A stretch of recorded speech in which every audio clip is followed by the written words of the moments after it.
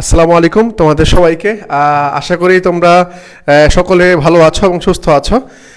আমরা আজকে চট্টগ্রাম বিশ্ববিদ্যালয়ের 15 তারিখ যেই সি ইউনিটের পরীক্ষা হবে নতুন প্যাটার্নে, সেই সি ইউনিটের যেই একটা খুবই গুরুত্বপূর্ণ বিষয় সেটা হচ্ছে প্রবলেম সলভিং। সেই প্রবলেম সলভিং নিয়ে আজকে একটা ম্যারাথন ক্লাস দিব তোমাদেরকে। এই ম্যারাথন ক্লাসটা তোমাদের জন্য খুবই খুবই গুরুত্বপূর্ণ। তো প্রিয় ভাইরা, একটু দ্রুত আমাদের সাথে একটু যুক্ত হবা। আজকের এই ম্যারাথন ক্লাসটা সি ইউনিট যারা জয় করতে চাও, যারা চট্টগ্রাম বিশ্ববিদ্যালয় বিবিএ ফ্যাকাল্টিতে পড়তে চাও, তাদের জন্য আজকের ক্লাসটা খুবই গুরুত্বপূর্ণ। তোমরা জানো যে আজকে চট্টগ্রাম বিশ্ববিদ্যালয়ের B2 ইউনিটের অর্থাৎ উপ ইউনিটের রেজাল্ট দিয়েছে, যার মধ্যে আমাদেরই এই ড্রিম বেচ, এক্সাম বেচ, পর হচ্ছে বিভিন্ন বেচ থেকে তোমার হচ্ছে বিভিন্ন মেরিট অর্জন করেছে। যেমন একজন দেখলাম ষষ্ঠ হয়েছে, কেউ দশম, কেউ 55তম, কেউ হচ্ছে 34তম, 36তম, সবগুলো হচ্ছে আমাদের বেচ থেকে চট্টগ্রাম বিশ্ববিদ্যালয় বাজিমাত করে দিয়েছে আমাদের এই বেচ। আশা করি পরবর্তীতে যে রেজাল্টগুলো হবে, বি ইউনিটের রেজাল্ট, ডি ইউনিটের রেজাল্ট, সেগুলো ইনশাল্লাহ আমাদের সর্বোচ্চ সফলতা থাকবে ইনশাল্লাহ। তো প্রিয় ভাইরা, একটু দ্রুত আমাদের সাথে একটু দ্রুত যুক্ত হবা। আজকে সি ইউনিটের ক্লাসটা তোমাদের রাফিক ভাই নিবে। যে প্রবলেম সলভিং যে বিষয়টা আছে, এটাতে কিভাবে খুব সহজেই ক্র্যাক করা যায়, কিভাবে সহজে খুব ধরা যায়, সেই বিষয়গুলো তোমাদের সাথে আলোকপাত করবে। এবং চট্টগ্রাম বিশ্ববিদ্যালয়ের সি ইউনিটের প্রশ্নের প্যাটার্নটা কীরকম হবে এবং একটা প্রশ্ন সলভ করতে তোমাকে কীভাবে সলভ করতে হবে, সেই সকল দিক থেকে সেগুলো আজকের এই লাইভ ক্লাসে তুমি পাবা। তো প্রিয় ভাইরা, একটু দ্রুত আমাদের সাথে যুক্ত হবা।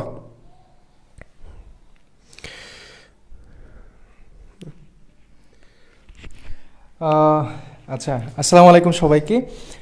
সি ইউনিট নিয়ে তোমরা সি ইউনিট নিয়ে তোমরা অনেক দিন ধরেই অপেক্ষায় ছিলা, আমরাও তোমাদের কথা দিয়েছিলাম। এবং প্রত্যেক ইউনিটের, শুধুমাত্র সি ইউনিট বলো বা বি আর ডি না, প্রত্যেক ইউনিটের জন্য আমরা লাস্ট মুহূর্তে ম্যারাথন ক্লাস দিয়েছিলাম এবং সেই ধারাবাহিকতাগুলোকে আমরা রেখেছি এবং রাখবো। তোমাদের প্রথমে এ ইউনিট ছিল, এই ইউনিটে আমরা শাসন দিয়েছিলাম ইংলিশ বাংলা, যতটুকু আমরা পারছি। তারপর সে B1 পরীক্ষা হয়েছে, বি পরীক্ষা হয়েছে, B2 পরীক্ষা হয়েছে। এখন সি ইউনিট, প্রত্যেকটা জিনিসকে ধাপে ধাপে আমরা দিচ্ছি, ঠিক আছে? তো সি ইউনিটের জন্য আজকে প্রবলেম সলভিং ক্লাস হবে। তোমাদের রাফিক ভাই ক্লাসটি অলরেডি তোমাদের বলে ফেলছে। তো আজকে ম্যারাথন ক্লাস হবে। এখানে কোয়েশ্চেন কয়টা আছে? কোশ্চেন আছে প্রায় 50 মতো হবে। 50 মতো হবে। তো 50টা কোয়েশ্চেন, সবগুলো টপিক এখানে ইনক্লুড করা আছে মেবি। সবগুলো টপিক ইনক্লুড করা আছে। তোমরা যারা সি ইউনিটের জন্য, সি ইউনিটের জন্য প্রস্তুতি নিচ্ছ, তোমার ফ্রেন্ডস সার্কেল যারা, তাদেরকে একটু মেনশন করে দিও এবং সবাই মিলে যেন ক্লাসটা উপভোগ করতে পারি। হ্যাঁ, ঠিক আছে, তাহলে শুরু করো। ঠিক আছে, ওকে। তোমরা সবাই খাতা, কলম, ক্যালকুলেটর নিয়ে বসবা। আশা করি আজকের ক্লাসটার পরে তোমাদের আসলে সি ইউনিট নিয়ে যে ভয় ভীতি থাকে প্রবলেম সলভিংয়ের, যে ভাইয়া কীভাবে প্রবলেম সলভিংয়ের কোশ্চেন আনসারগুলো করবো, এটা তো নতুন প্যাটার্ন, 1 বছর পরীক্ষা আছে, খুব একটা বেশি প্রশ্ন অ্যানালাইসিস করার সুযোগ নাই। এই কারণে যারা এই ভয় ভীতিতে আসো, অবশ্যই শেষ পর্যন্ত ক্লাসটা দেখবা। হ্যাঁ, ঠিক আছে, ক্লাসটা শুরু করি। প্রবলেম সলভিং, দেখো প্রথম কোশ্চেনে যদি আমরা যাই,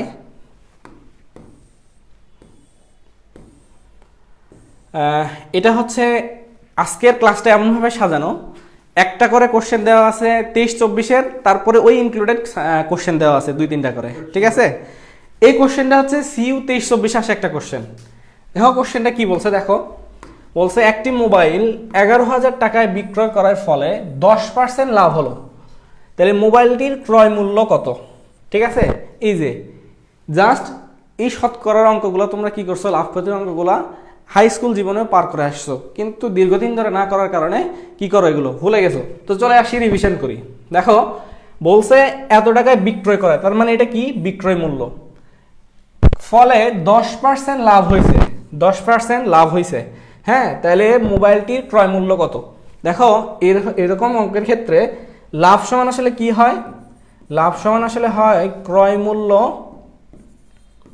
মূল্য এর সাথে লাভ যোগ করলে বিক্রয় মূল্য আসে, ঠিক আছে? তার মানে বিক্রয় মূল্য থেকে ক্রয় মূল্য বাদ দিলে কি আসে,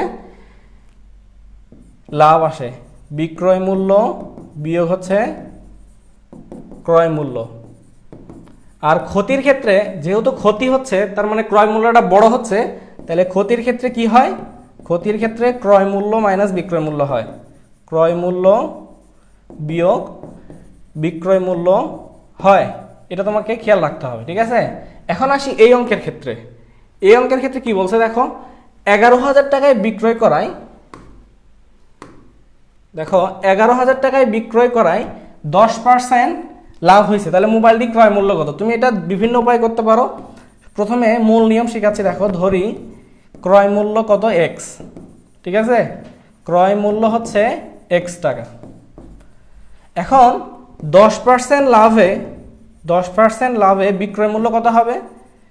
বিক্রয় মূল্য এক্স প্লাস এক্স এর 10%, ঠিক আছে। তাহলে এক্স প্লাস এক্স এর 10% মানে কত? X into 10/100। দেখো তোমাকে পরীক্ষায় কিন্তু এত ডিপলি করতে হবে না, কিন্তু এটা যেহেতু প্রথম অঙ্ক আমি পুরোটা ভেঙে ভেঙে দেখাচ্ছি, ঠিক আছে। 0 0 তার মানে x/10, এটা আসবে x প্লাস x/10। এটাকে যদি তুমি 10 লসাগু করো তাহলে 10x plus x is equal two 11x/10। এটা আসলে কি আসছে? বিক্রয় মূল্য। এখন বিক্রয় মূল্য এখানে দেওয়া আছে কত? 11,000। তার মানে শর্ত মতে 11x/10 ইকুয়াল টু হচ্ছে 11,000। এখান থেকে জাস্ট x এর মানটা বের করলেই তুমি ক্রয় মূল্যটা পেয়ে যাবা। আবার এটা আরেকটা সিস্টেমে আছে, ঐকিক নিয়মে করা যায়, যার কাছে যেটা সহজ মনে হয়। তাহলে দেখো এখান থেকে যদি আমি x এর মানটা বের করি তাহলে কত আসে? দেখো x ইকুয়াল টু কত হবে? 11,000 গুণ 10 ভাগ হচ্ছে 11। হ্যাঁ, তাহলে ক্যালকুলেটারে যদি হিসাব করি দেখো কত আসে? 11,000 গুণ 10 ভাগ হচ্ছে 11 আসতেছে 10,000 টাকা। 10,000। হ্যাঁ, তাহলে তুমি এখান থেকে আনসারটা হবে যে এখানে কি আছে? নাই। কি বলছে? এটা ক্রয় মূল্য, তাহলে ক্রয় মূল্য 10,000 হবে। তোমরা আনসার করে ফেলছো 10,000 10,000। এটা অপশনে নাই, এটা টাইপিং মিস্টেক হতে পারে, হ্যাঁ, বা এখানে সংখ্যা মিস্টেক হইতে পারে, ঠিক আছে। দেখো এখন আসি, এটা আরেকটা সিস্টেম শিখাই। মূল কথা তুমি প্রসেসটা পারলেই হবে, ঠিক আছে। এখানে আরেকটা সিস্টেম হচ্ছে ধরি ক্রয় মূল্য ঐকিক নিয়ম যদি তোমাকে বলি, দেখো ধরি ক্রয় মূল্য 100 টাকা। ডিস্টার্ব করতেছে কেন? ধরি ক্রয় মূল্য ইকুয়াল টু 100 টাকা। তাহলে 10% লাভে বিক্রয় মূল্য কত হবে? বিক্রয় মূল্য হবে কত? 110 টাকা না? 110 টাকা। এই সিস্টেমে করতে পারো, মনে মনে হিসাব করবে, এত কিছু লেখার প্রয়োজন নেই। 10% মানে 110 টাকা। এখন দেখো যে বিক্রয় মূল্য 110 টাকা হলে ক্রয় মূল্য 100 টাকা, বিক্রয় মূল্য 1 টাকা হলে ক্রয় মূল্য 100/110। অতএব বিক্রয় মূল্য কত? 11,000। 11,000 হলে কত হবে? 100 গুণ হচ্ছে 11,000 ভাগ হচ্ছে 110। এটা করলেও দেখো আনসার বের হয়ে যাবে। 100 গুণ 11,000 ভাগ হচ্ছে 110, এটাও 10,000। দেখো তাহলে আগেও বের হয়েছে কি 10,000, এখনো বের হয়েছে 10,000। তাহলে দেখো এই সিস্টেমে তুমি জাস্ট কি করবা? ধরে মনে মনে ধরতেছে, কল্পনা করতেছে 100, তাহলে 10% লাভে মানে কি তুমি জানো যে 110 টাকা। তাহলে তুমি এখন এখানে মনে মনে জাস্ট এতটুকু ক্যালকুলেশন তুমি খাতায় করবা। এক্সটেক যদি তোমাকে ধরতে বিরক্ত লাগে, আরও শর্টকাট আছে, আমরা অত শর্টকাটে না যাই, আস্তে আস্তে এগুলো শিখবো আর কি, ঠিক আছে। এখন আসি নেক্সট কোশ্চেন। দেখো এটা কারো কোনো বুঝতে অসুবিধা হয়েছে কিনা একটু কাইন্ডলি বলো, কারো কোনো সমস্যা আছে কিনা? অপশানে তো উত্তর নাই। হ্যাঁ, অপশানে উত্তর নাই।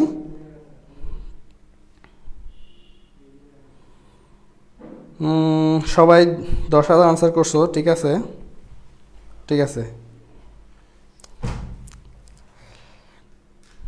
ঠিক আছে, ওকে, কারো কোনো কোশ্চেন নাই।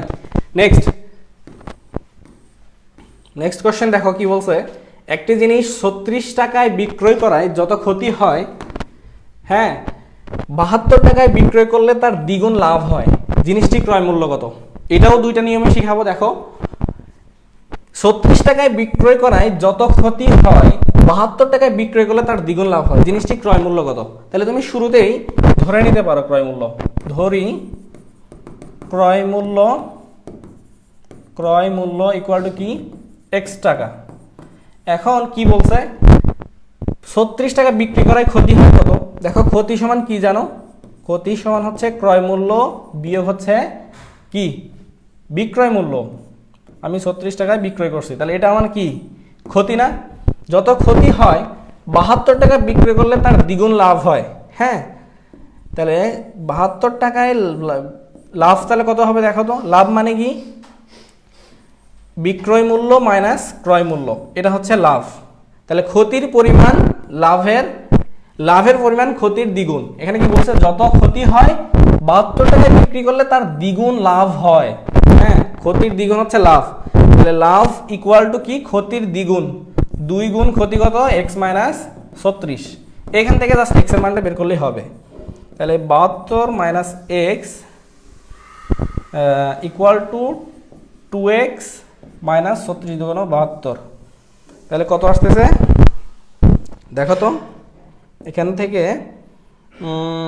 2xটা এখানে আছে, মাইনাস এক্স এপারে পাশে পার করে দাও, তাহলে 3x ইকুয়াল টু এই 72 দুগুণ 72 যোগ 72। হ্যাঁ, তাহলে হবে 144। তাহলে x ইকুয়াল টু হবে 144 ভাগ হচ্ছে 3, 48।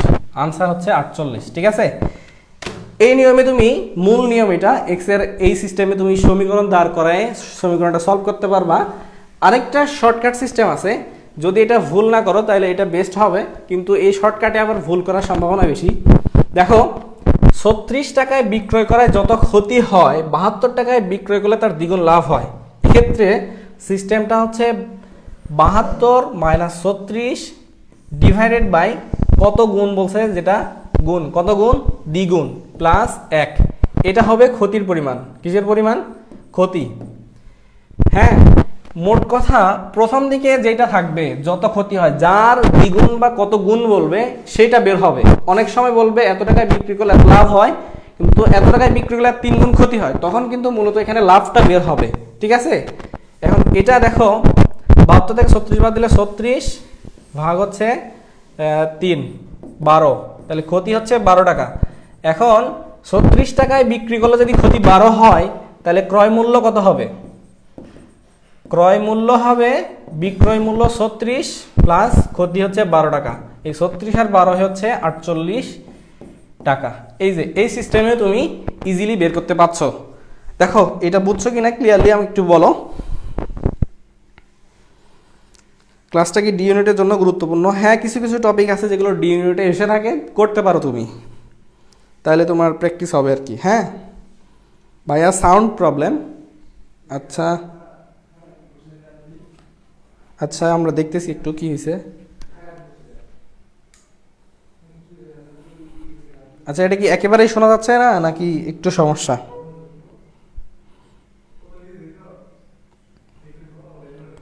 সাউন্ডের সমস্যা হচ্ছে স্যার। আচ্ছা, আমরা একটু দেখতেছি।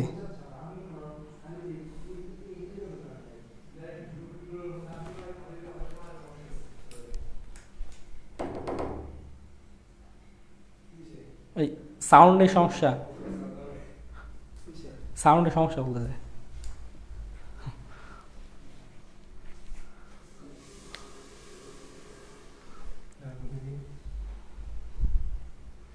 আচ্ছা বুঝছি ভাইয়া, ঠিক আছে মুস্কান ঋতু, ওকে। নেক্সট যে সমস্যা তোমাদের এখন ঠিক করা হবে, সমস্যা নাই, ততক্ষণে ক্লাস করতে থাকো।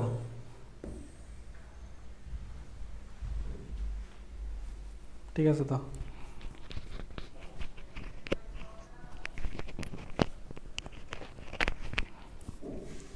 ওকে, দেখো নেক্সট কোশ্চেন। এক ব্যক্তি 400 টাকায় আম ক্রয় করে 500 টাকায় বিক্রি করলো, তার শতকরা কত লাভ হলো? এরকম অঙ্কও কিন্তু আসতে পারে, যদিও অঙ্কটা সহজ। 400 টাকায় আম ক্রয় করছে, 500 টাকা বিক্রি করছে, তাহলে লাভ কত? লাভ হচ্ছে বিক্রয় মূল্য কত? 500, ক্রয় মূল্য কত? 400, তাহলে হচ্ছে 100 টাকা। তাহলে লাভ হচ্ছে 100 টাকা। এখন বলছে শতকরা কত? মনে রাখো ভাইয়া, লাভ বা ক্ষতি সবসময়, লাভ বা ক্ষতি অলওয়েজ কার সাথে হিসাব হবে? অলওয়েজ ক্রয় মূল্যের সাথে হিসাব হবে, এটা মনে রাখতে হবে, হিসেব হবে। হ্যাঁ, তাইলে এখানে কি হচ্ছে দেখো, শতকরাটা কিভাবে বের হবে? শতকরা ইকুয়াল টু নিচে ক্রয় মূল্য, ক্রয় মূল্য কত 400, যেহেতু ক্রয় মূল্যের উপর হিসাব হবে, কত লাভ হয়েছে 100 টাকা, 100 গুণ হচ্ছে 100 দিলে এটা শতকরা পার্সেন্ট বের হয়ে যাবে। তাহলে এখানে 0 0 0 0, তাহলে হচ্ছে 100 ভাগ 4, তার মানে হবে 25%। Answer will B 25%। ঠিক আছে, আনসার করছে অবনীত 25%, কাজী মুবাশশিরুল 25%, ঠিক আছে, জান্নাতেন 25%, ওয়াজিয়া হাসিম 25%, আফিয়া কাজী 25%, আবু সালেহ 25%। ঠিক আছে, তোমাদের সবার উত্তর ঠিক আছে। নেক্সট দেখো কি বলছে এটা, 100 টাকায় 10টি ডিম কিনে 100 টাকায় 8টি ডিম বিক্রয় করলে শতকরা লাভ কত হবে? হ্যাঁ, লাভটা বের করতে হবে। এরকম কোশ্চেন থাকলে দেখো 100 টাকায় বলছে কয়টা কিনে, 10টা কিনে, এবং 100 টাকায় 8টি ডিম বিক্রয় করলে শতকরা কত লাভ হবে। খেয়াল করো, 10টা ডিমের দাম কত? 10টা ডিমের দাম 100 টাকা না? 100 টাকা। একটি ডিমের দাম কত হবে? 100/10, দিস ইজ ইকুয়াল টু 10 টাকা। এখন খেয়াল করো, এটা কি? এটা ডিমের ক্রয় মূল্য, 10 টাকায় কিনছে। ঠিক আছে, এখন 100 টাকায় 8টা ডিম বিক্রি করছে, এটা এখন বিক্রয় মূল্য বের হবে, বিক্রয় মূল্য। ঠিক আছে, 100 টাকায় কয়টা কিনছে? 8টা না? তাহলে 8টি ডিমের দাম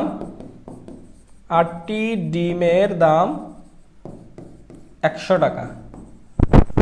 অতএব একটি ডিমের দাম কত হবে? 100/8 টাকা। এটা করলে হবে 100 ভাগ হচ্ছে 8, 12.5, 12.5 টাকা। এখন একটা কিনছে কত টাকা করে? 10 টাকা করে, বিক্রি করছে কত? 12.5। তার মানে প্রতিটা ডিমে সে 2.5 টাকা করে কি করতেছে? লাভ করতেছে। তাহলে শতকরা এখানে দেখো 2.5 টাকা লাভ, ক্রয় মূল্য কত? ক্রয় মূল্য 10 টাকা গুণ এখানে 100%, এই যে শতকরা লাভটা বের হয়ে যাবে। ঠিক আছে, তাহলে 0 0 কাটা 25 গুণ 10, এটাও হবে 25%। তাহলে এটার আনসার হবে 25%। ঠিক আছে, 25, সম্মে খাদিজা 25%, রাতুল আহমেদ কনক 25%। ঠিক আছে, যারা 25% করছো, অনেকে 20% করছে, হ্যাঁ এটা 25% হবে আনসার। ঠিক আছে, আর নেক্সট, ওকে, নেক্সট দেখো 10 জন লোক, এটা 2 নম্বর কোশ্চেন, CU 23-24 আসা কোশ্চেন। হ্যাঁ, তাহলে প্রথম টাইপ আমরা শেষ করে ফেলছি। এখন এটাতে বলছে 10 জন লোক 24 ঘন্টায় 25টি কেক বানাতে পারে, 8 জন লোক 36 ঘন্টায় কয়টি কেক বানাতে পারবে? এটার 2টা সিস্টেম আছে, প্রথমে হচ্ছে মূল নিয়ম, পরে শর্টকাট। দেখো মূল নিয়ম কি, 10 জন লোক 24 ঘন্টায় 15টি কেক বানাতে পারে, তাহলে 8 জন লোক 36 ঘন্টায় কয়টি কেক বানাতে পারবে? তাহলে যেটা চাইবে, যেটা তোমাকে প্রশ্নে বলবে, আস্ক করবে, সেটা ডানে ফেলতে হবে। তাহলে খেয়াল করো, কেক বানানোটা তোমাকে ডানে ফেলতে হবে। তাহলে দেখো 10 জন লোক 24 ঘন্টায় কেক বানাতে পারে কত? 15টি। অতএব দেখো খেয়াল করো, একজন লোক 1 ঘন্টায় কেক বানাতে পারে। খেয়াল করো, তোমাকে এখানে মনে রাখতে হবে কম হলে ভাগ, বেশি হলে গুণ। যখন একজন লোক, 10 জন লোক যদি 15টা বানাইতে পারে, তাহলে একজন লোক কি 1 ঘন্টায় কম সংখ্যক বানাইতে পারবে? কম হলে কি হবে? ভাগ হয়ে যাবে। তাহলে এই দুইটাই ভাগ হয়ে যাবে, 15 ভাগ হচ্ছে 10 গুণ 24। ঠিক আছে, অতএব কত? 8 জন লোক। এখন 8 জন লোক কত ঘন্টায়? 36 ঘন্টায় বানাইতে পারবে। 15 গুণ 8 গুণ হচ্ছে 36 ভাগ হচ্ছে 10 গুণ 24, হিসাব করলে যেটা আসবে সেটা হবে আনসার, ঠিক আছে। 15 গুণ 8 গুণ হচ্ছে 36 ভাগ হচ্ছে 10 গুণ 24, 18। তাহলে আনসার এখানে আসতেছে 18। 18টা কেক বানাইতে পারবে। এখন তুমি কি করবা, তোমার পরীক্ষার খাতায় তো এত বড় অঙ্ক করাটা সম্ভব হবে না। তো এখানে একটা শর্টকাট সূত্র আছে। সূত্রটা হচ্ছে, দেখো এটা যদি আমি ক্লিয়ার করে ফেলি, সূত্রটা হচ্ছে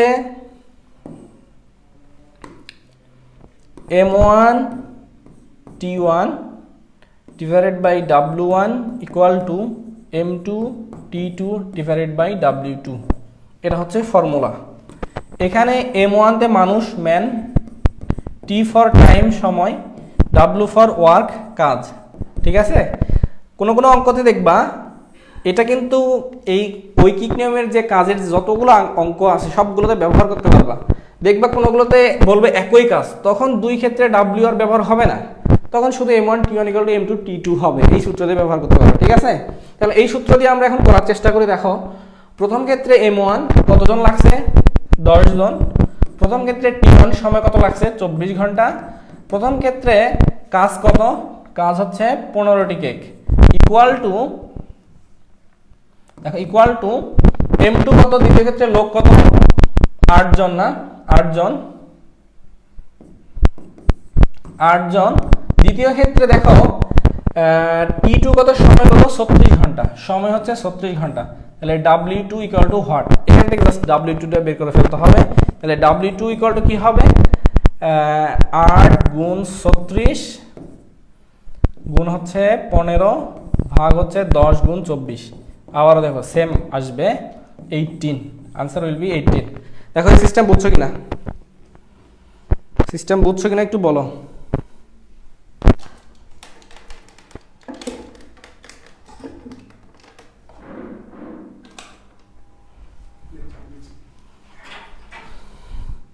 M1 T1 বাই W1, হ্যাঁ ঠিক আছে। সঞ্জিদা আজ বলেছে আগেরটাই ঠিক আছে, হ্যাঁ। ক্লাসটার রেকর্ড কি পরে থাকবে? ওকে, অবশ্যই থাকবে, ক্লিয়ার, ওকে ঠিক আছে। ওকে নেক্সট দেখো 15 জন লোক কোনো একটি কাজ 20 দিনে সম্পাদন করে, ওই কাজ আরো 5 জন লোক অতিরিক্ত করলে কত দিনে সম্পন্ন করা যাবে। এখানে দেখো সেম সিস্টেম, একটি কাজ 20 দিনে সম্পন্ন করে 15 জন লোক, ওই কাজ দেখো ওই একই কাজ, তার মানে এখানে কাজের ফর্মুলাটা ব্যবহার হবে না। তাহলে 5 জন লোক অতিরিক্ত করলে কত দিনে সম্পাদন হবে। তাহলে এখানে দেখো সূত্রটা কি ইউজ হবে, আমি আর ঐকিক নিয়ম করবো না, M1 T1 equal to M2 T2। এখানে খেয়াল করো M1 কত, M1 হচ্ছে 15 জন, T1 কত 20 দিন, M2 কত দেখো, M2 হচ্ছে এখানে আরো 5 জন, তার মানে আগে ছিল কত 15 আর প্লাস 5 কত হবে 20 জন। T2 ইকুয়াল টু হোয়াট, কত দিনে বের করতে হবে। তাহলে এখানে আমি আগেই যদি আমি T2 টা বের করে ফেলি, T2 ইকুয়াল টু হবে M1, আচ্ছা M1 T1 divided by M2। তাহলে M1 কত পাইছি 15, T1 কত 20, M2 কত 20, তাহলে 20 কাটা 15 হবে, আনসার উইল বি 15, ঠিক আছে।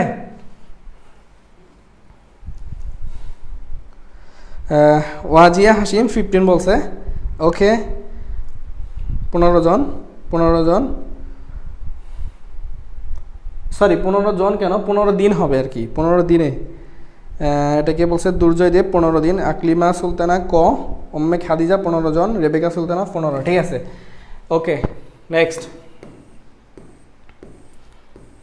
দেখো এই কোশ্চেনটা কি বলছে, দৈনিক 7 ঘন্টা কাজ করে 16 জন লোক 60 দিনে একটি দালান তৈরি করতে পারে, দৈনিক 15 ঘন্টা কাজ করে 14 জন লোক ওই দালান কত দিনে তৈরি করবে। খেয়াল করো ওই দালানই তৈরি করতে হবে, মানে কাজ সেম, তার মানে ডাব্লিউর ঘটনা ঘটবে না। ঘটনাটা কি, এখানে সময় দুইটা দেওয়া আছে, দুই সময়কে তোমাকে গুণ করে একটা বানাইতে হবে। এক্ষেত্রে আবারও same system, M1 T1 equal to M2 T2, ঠিক আছে। বলছে কি বলছে, 14 জন লোক ওই দালান কত দিনে তৈরি করতে পারবে, তোমার দিনটা বের করতে হবে, ঠিক আছে।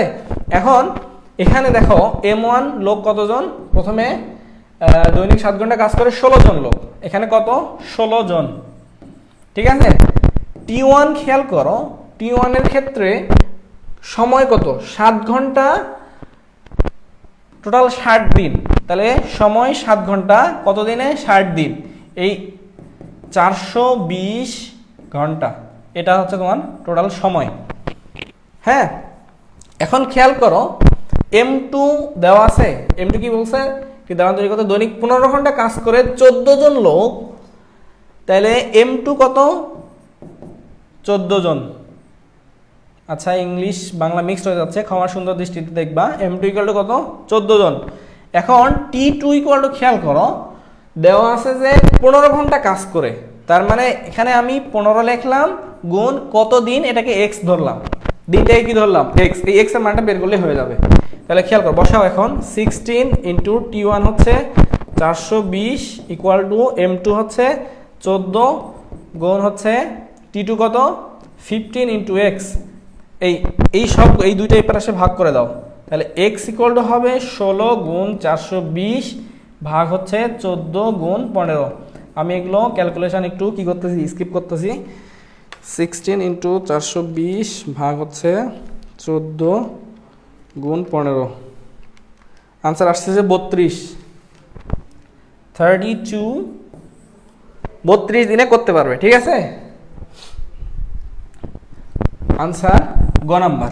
ওকে, রিজিতা চৌধুরী 32, ওকে ওকে, সেন 0, 30, রাতুল আহমেদ কনক 112, না হবে না, 32 হবে।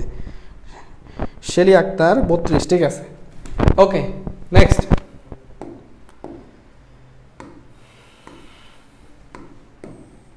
নেক্সট কোশ্চেন যদি আমরা দেখি, পিতা মাতা ও পুত্রের বর্তমান বয়সের অনুপাত দেওয়া আছে 7:5:3। তাদের মোট বয়স 75 হলে পুত্রের বর্তমান বয়স কত বছর হবে? পুত্রের বর্তমান বয়স কত বছর হবে? খেয়াল করো, বয়সের অনুপাত দেওয়া আছে, পিতা মাতা এবং পুত্রের বর্তমান বয়সের অনুপাত হচ্ছে 7:5:3। তাদের মোট বয়স যদি 75 হয়, পুত্রের বর্তমান বয়স কত? অনুপাতের অঙ্কের ক্ষেত্রে সর্বপ্রথম আগে তোমাকে অনুপাতের সমষ্টি নির্ণয় করতে হবে। কি করতে হবে? অনুপাতের সমষ্টি। অনুপাতের সমষ্টি কত হবে? 7 + 5 + 3, 15। এখন বলছে পুত্রের বর্তমান বয়স কত, তাহলে পুত্রের বয়স কত হবে?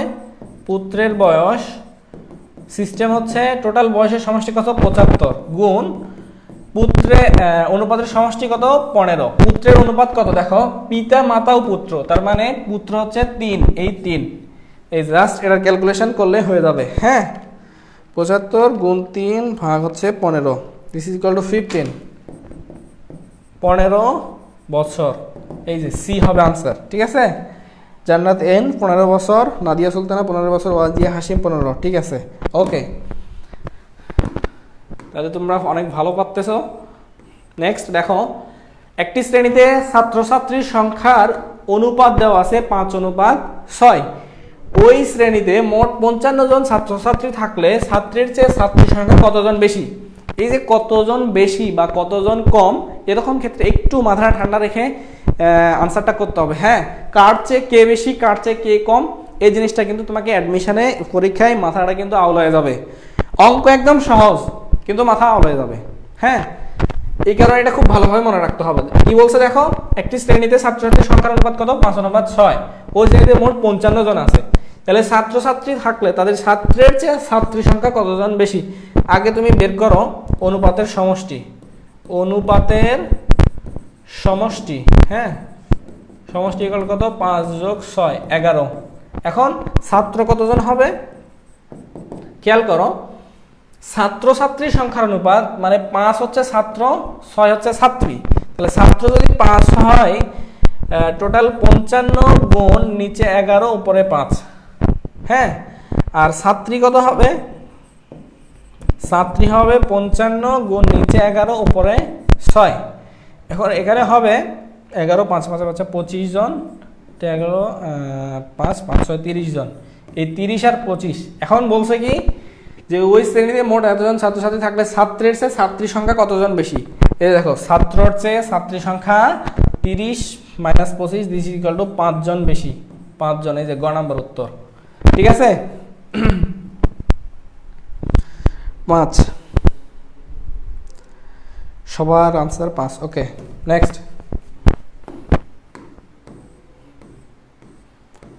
একটি ত্রিভুজের 3টি কোণের অনুপাত 3 অনুপাত 4 অনুপাত 5 হলে কোন তিনটির মান কত হবে? এরকম ক্ষেত্রে দেখো, জানতে হবে যে একটা ত্রিভুজের টোটাল কোণের সমষ্টি কত। দেখো, একটা ত্রিভুজের এই যে 3টা কোণ আছে না, এই 3 কোণের সমষ্টি হচ্ছে 180 ডিগ্রি। কারণ তোমাকে যখন অনুপাত দেওয়া থাকবে তার সমষ্টি অবশ্যই জানতে হবে। তো এটার সমষ্টি দেওয়া নাই, কিন্তু আমাদের জানতে হবে যে এটা সাধারণ জ্ঞানের মতো যে 3 কোণের সমষ্টি 180 ডিগ্রি। এখন এটাকে আমি কি ধরতে পারি? দেখো, এত হলে কোন তিনটির মান চাইছে না, কোন তিনটির মান চাইছে ইজিলি বের করতে পারবা। সমষ্টি যদি 180 হয় তাহলে এগুলো দুইভাবে করা যাবে। একটা হচ্ছে x ধরে, আর একটা হচ্ছে দেখো সমষ্টি দেওয়া আছে, অনুপাত দেওয়া আছে, তাহলে প্রত্যেকটা কোণ বের করতে পারবে না। দেখো, 1 নাম্বার কোণ যদি আমি ধরি, 1 নাম্বার কোণ যদি ধরি, তাহলে এটা কত হবে দেখো তো, 180 গুণ সমষ্টি কত, 4 3 7 5 12, 12 উপরে হচ্ছে 3। 2 নাম্বার কি হবে, 180 গুণ 12 উপরে 4। 3 নাম্বার হবে 180 গুণ 12 উপরে হচ্ছে 5।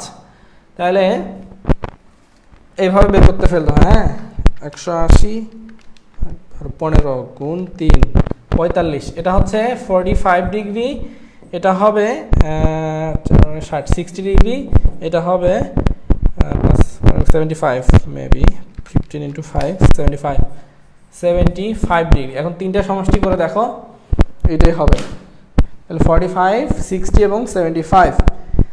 হ্যাঁ, এটা কিন্তু তুমি 60 75 এইভাবেও করতে পারবো। দেখো, আমি যদি তোমাকে বলি, হ্যাঁ, অনেকে যেটা করে অধিকাংশ 3x + 4x + 5x = হচ্ছে 180 ডিগ্রি এই সিস্টেমে করে। তাহলে 4 3 7 7 5 12 12x = হবে 180 ডিগ্রি। তাহলে x = কি হবে, 180 / 12, this = 15। এই 15 এখন প্রত্যেককে গুণ করলে হয়ে যাবে। প্রথম কোণ হবে 3 × 15, 3 × 45, এটা হবে 4 × 15, 4 × 60, পরেরটা হবে 5 × 15, this = 75 ডিগ্রি। এই যে তোমার কাছে যেইটা সুন্দর লাগবে তুমি সেই অনুযায়ী করতে পারবা, ঠিক আছে?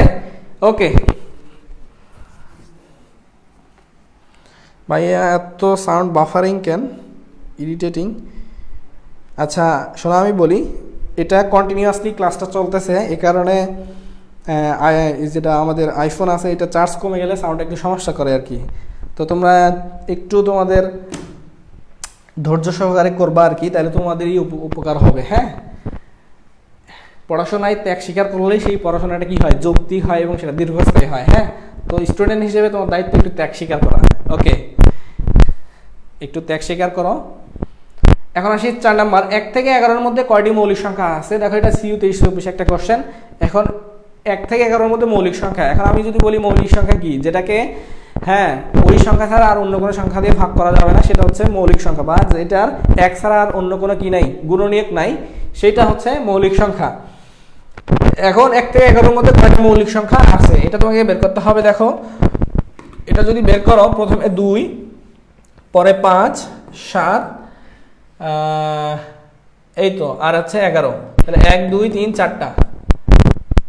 1 থেকে 11-এর মধ্যে কয়টি মৌলিক সংখ্যা? 4টা আছে।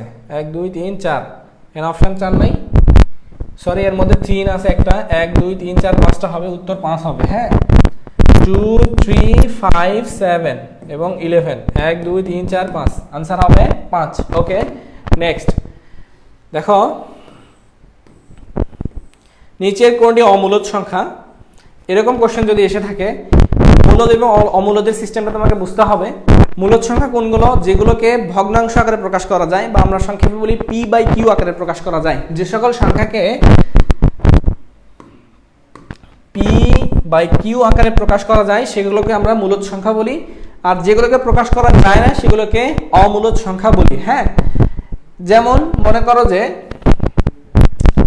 সাপোজ 2.5, এটা একটা মূলদ সংখ্যা। হ্যাঁ, কারণ এটা হচ্ছে 5/2 ভগ্নাংশ আকারে প্রকাশ করা যায়। তারপরে 2.53456 অনেকে মনে করতে পারো এই সংখ্যাটা অমূলদ সংখ্যা, কিন্তু না, এটা একটা মূলদ সংখ্যা, কারণ এটাকেও ভগ্নাংশ আকারে প্রকাশ করা যাবে। যদি এরপরে এরকম চলতেই থাকে তাহলে সেটা হবে অমূলদ, সেটা হবে কি অমূলদ। এখন কোশ্চেন হতে পারে ভাইয়া এই সংখ্যাটা কিভাবে আমি ভগ্নাংশ পি বাই কি আকারে প্রকাশ করব। দেখো এটা যদি তুমি করো 2 5 3 4 5 6 7 ভাগ পয়েন্ট কটা সরাইছি 1 2 3 4, এই একের পরে 4টা শূন্য মারো। এখন এই দেখো এটাকে ভাগ করলে দেখবা এই 2 পয়েন্ট এটা পাবা। হ্যাঁ, তার মানে এটাকে আমি ভগ্নাংশ আকারে প্রকাশ করতে পারতেছি। হ্যাঁ, যদি সেটা লিমিটেড হয় অবশ্যই সেটা মূলদ সংখ্যা হবে। আবার অনেকে ভুল করে যে ধরো 3.333333333 এইরকম ডট ডট চলতেই আছে, অনেকে এটাকে বলবে যে এটা একটা কি অমূলদ সংখ্যা, কিন্তু না, এটা একটা কিন্তু মূলদ সংখ্যা। এটা অসীম পর্যন্ত চলার পরেও মূলদ সংখ্যা, কারণ এটা হচ্ছে ভগ্নাংশ আকারে প্রকাশ করা যায়। এটাকে এভাবে 3 পৌনঃপুনিক দিয়ে লেখা হয়। এটা আসলে 10/3 এরকম যে সংখ্যাগুলো বারবার রিপিট হবে সেগুলো কিন্তু হবে কি মূলদ সংখ্যা। যেমন এরকম রিপিট যদি হয় 3 পয়েন্ট মনে করো 25252525 এভাবে যদি রিপিট হয় এই সংখ্যাটাও হবে মূলদ সংখ্যা। ঠিক আছে, তাহলে আমরা শিখলাম যে মূলদ সংখ্যা কিরকম হতে পারে, অমূলদ কিরকম হতে পারে। দেখো √2 এটা হচ্ছে একটা অমূলদ সংখ্যা, দেখবা কত আসবে 1.4142 হ্যান ত্যান ডট ডট আসতেই থাকবে, এটা হবে অমূলদ সংখ্যা। ওকে, এখন এটা বলছে এর মধ্যে যে নিচের কোনটি অমূলদ সংখ্যা 0.3, তাহলে এটা অবশ্যই একটা মূলদ সংখ্যা হবে। অবশ্যই কি হবে মূলদ সংখ্যা হবে। √16/9 দেখো √16/9 16কে রুট করলে হয় 4, 9কে রুট করলে হয় 3, 4/3 একটা মূলদ সংখ্যা। এখন আসি দেখো কিউবিক রুট 8/27, এটাকে কিউবিক রুট 8/27, কিউবিক রুট মানে আমরা জানি এটা পাওয়ার 1/3, এটাকে 8কে কিউবিক রুট করলে হয় 2, 27কে কিউবিক রুট করলে হয় 3, তারপরে 2/3 আসে। এটা তোমরা ক্যালকুলেটরে করতে পারবা। 100fx 100 ms ক্যালকুলেটরে দেখবা পাওয়ারের উপরে আছে, শিফট চেপে এই যে পাওয়ার যে চিহ্নটা আছে এর উপরে দিলেই কিউবিক রুট আসবে, দেওয়ার পরে ব্র্যাকেট দিয়ে 8/27 দিবা, দেখবা 2/3 আসবে। হ্যাঁ, তাহলে এইটাও কি একটা মূলদ সংখ্যা।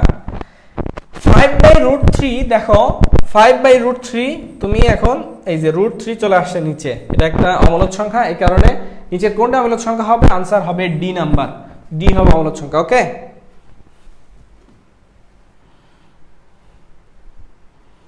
আওয়াজ আসতেছে ঘের ঘের।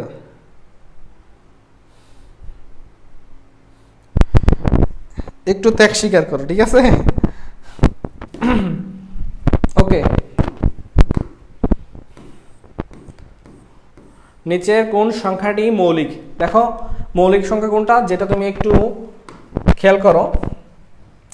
দেখো সাউন্ড যতই খারাপ হোক, জাস্ট যদি তুমি একটু বুঝতে পারো যার এই ক্লাসটা দরকার, হ্যাঁ সে কিন্তু অবশ্যই করবে। যার একটা সিট সি ইউনিটে দরকার, হ্যাঁ যার স্বপ্ন একমাত্র স্বপ্ন চবিয়ান হওয়ার, এই সবুজ ক্যাম্পাসে আসার, সে অবশ্যই ক্লাসটা করবে। হ্যাঁ, আর যার না এগুলো হইলে হবে, না হলে সে চলে যাবে। হ্যাঁ, বিষয়টা এইটা আর কি, অন্য কিছু না। স্পষ্ট শোনা যাচ্ছে কিনা এটা এখন বলতেছি তো, এটা আমাদের হাত নাই, এটা অটোমেটিক্যালি।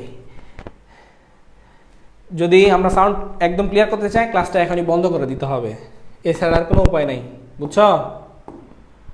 তো তার চেয়ে বেটার হবে ক্লাসটা সমস্যার মধ্যে দিয়ে পার করো। নিচের কোন সংখ্যাটি মৌলিক, এখানে যদি দেখো 44, 49, 51 নাকি 43, খেয়াল করো 44কে ভাঙা যাবে, সাথে সাথে 49কে ভাঙা যাবে, 351 এটাকে ভাঙা যাবে, শুধুমাত্র 43কে ভাঙা যাবে না। তার মানে আনসার হবে ডি 43। ওকে, নেক্সট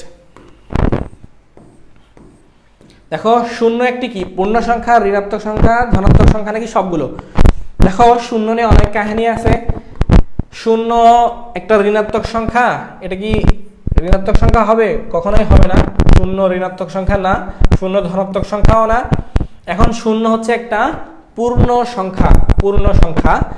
পূর্ণ সংখ্যার সিস্টেমটা হচ্ছে সকল শূন্য সহ সকল ধনাত্মক এবং ঋণাত্মক স্বাভাবিক সংখ্যা হচ্ছে পূর্ণ সংখ্যা। তার মানে -1, -2, 0, 1, 2, 3 এগুলো সব পূর্ণ সংখ্যা। হ্যাঁ, তার মানে শূন্য একটা পূর্ণ সংখ্যা, আনসার এ হবে। এবং শূন্য কিন্তু একটা জোড় সংখ্যা, এটাও মনে রাখো, শূন্য একটা জোড় সংখ্যা।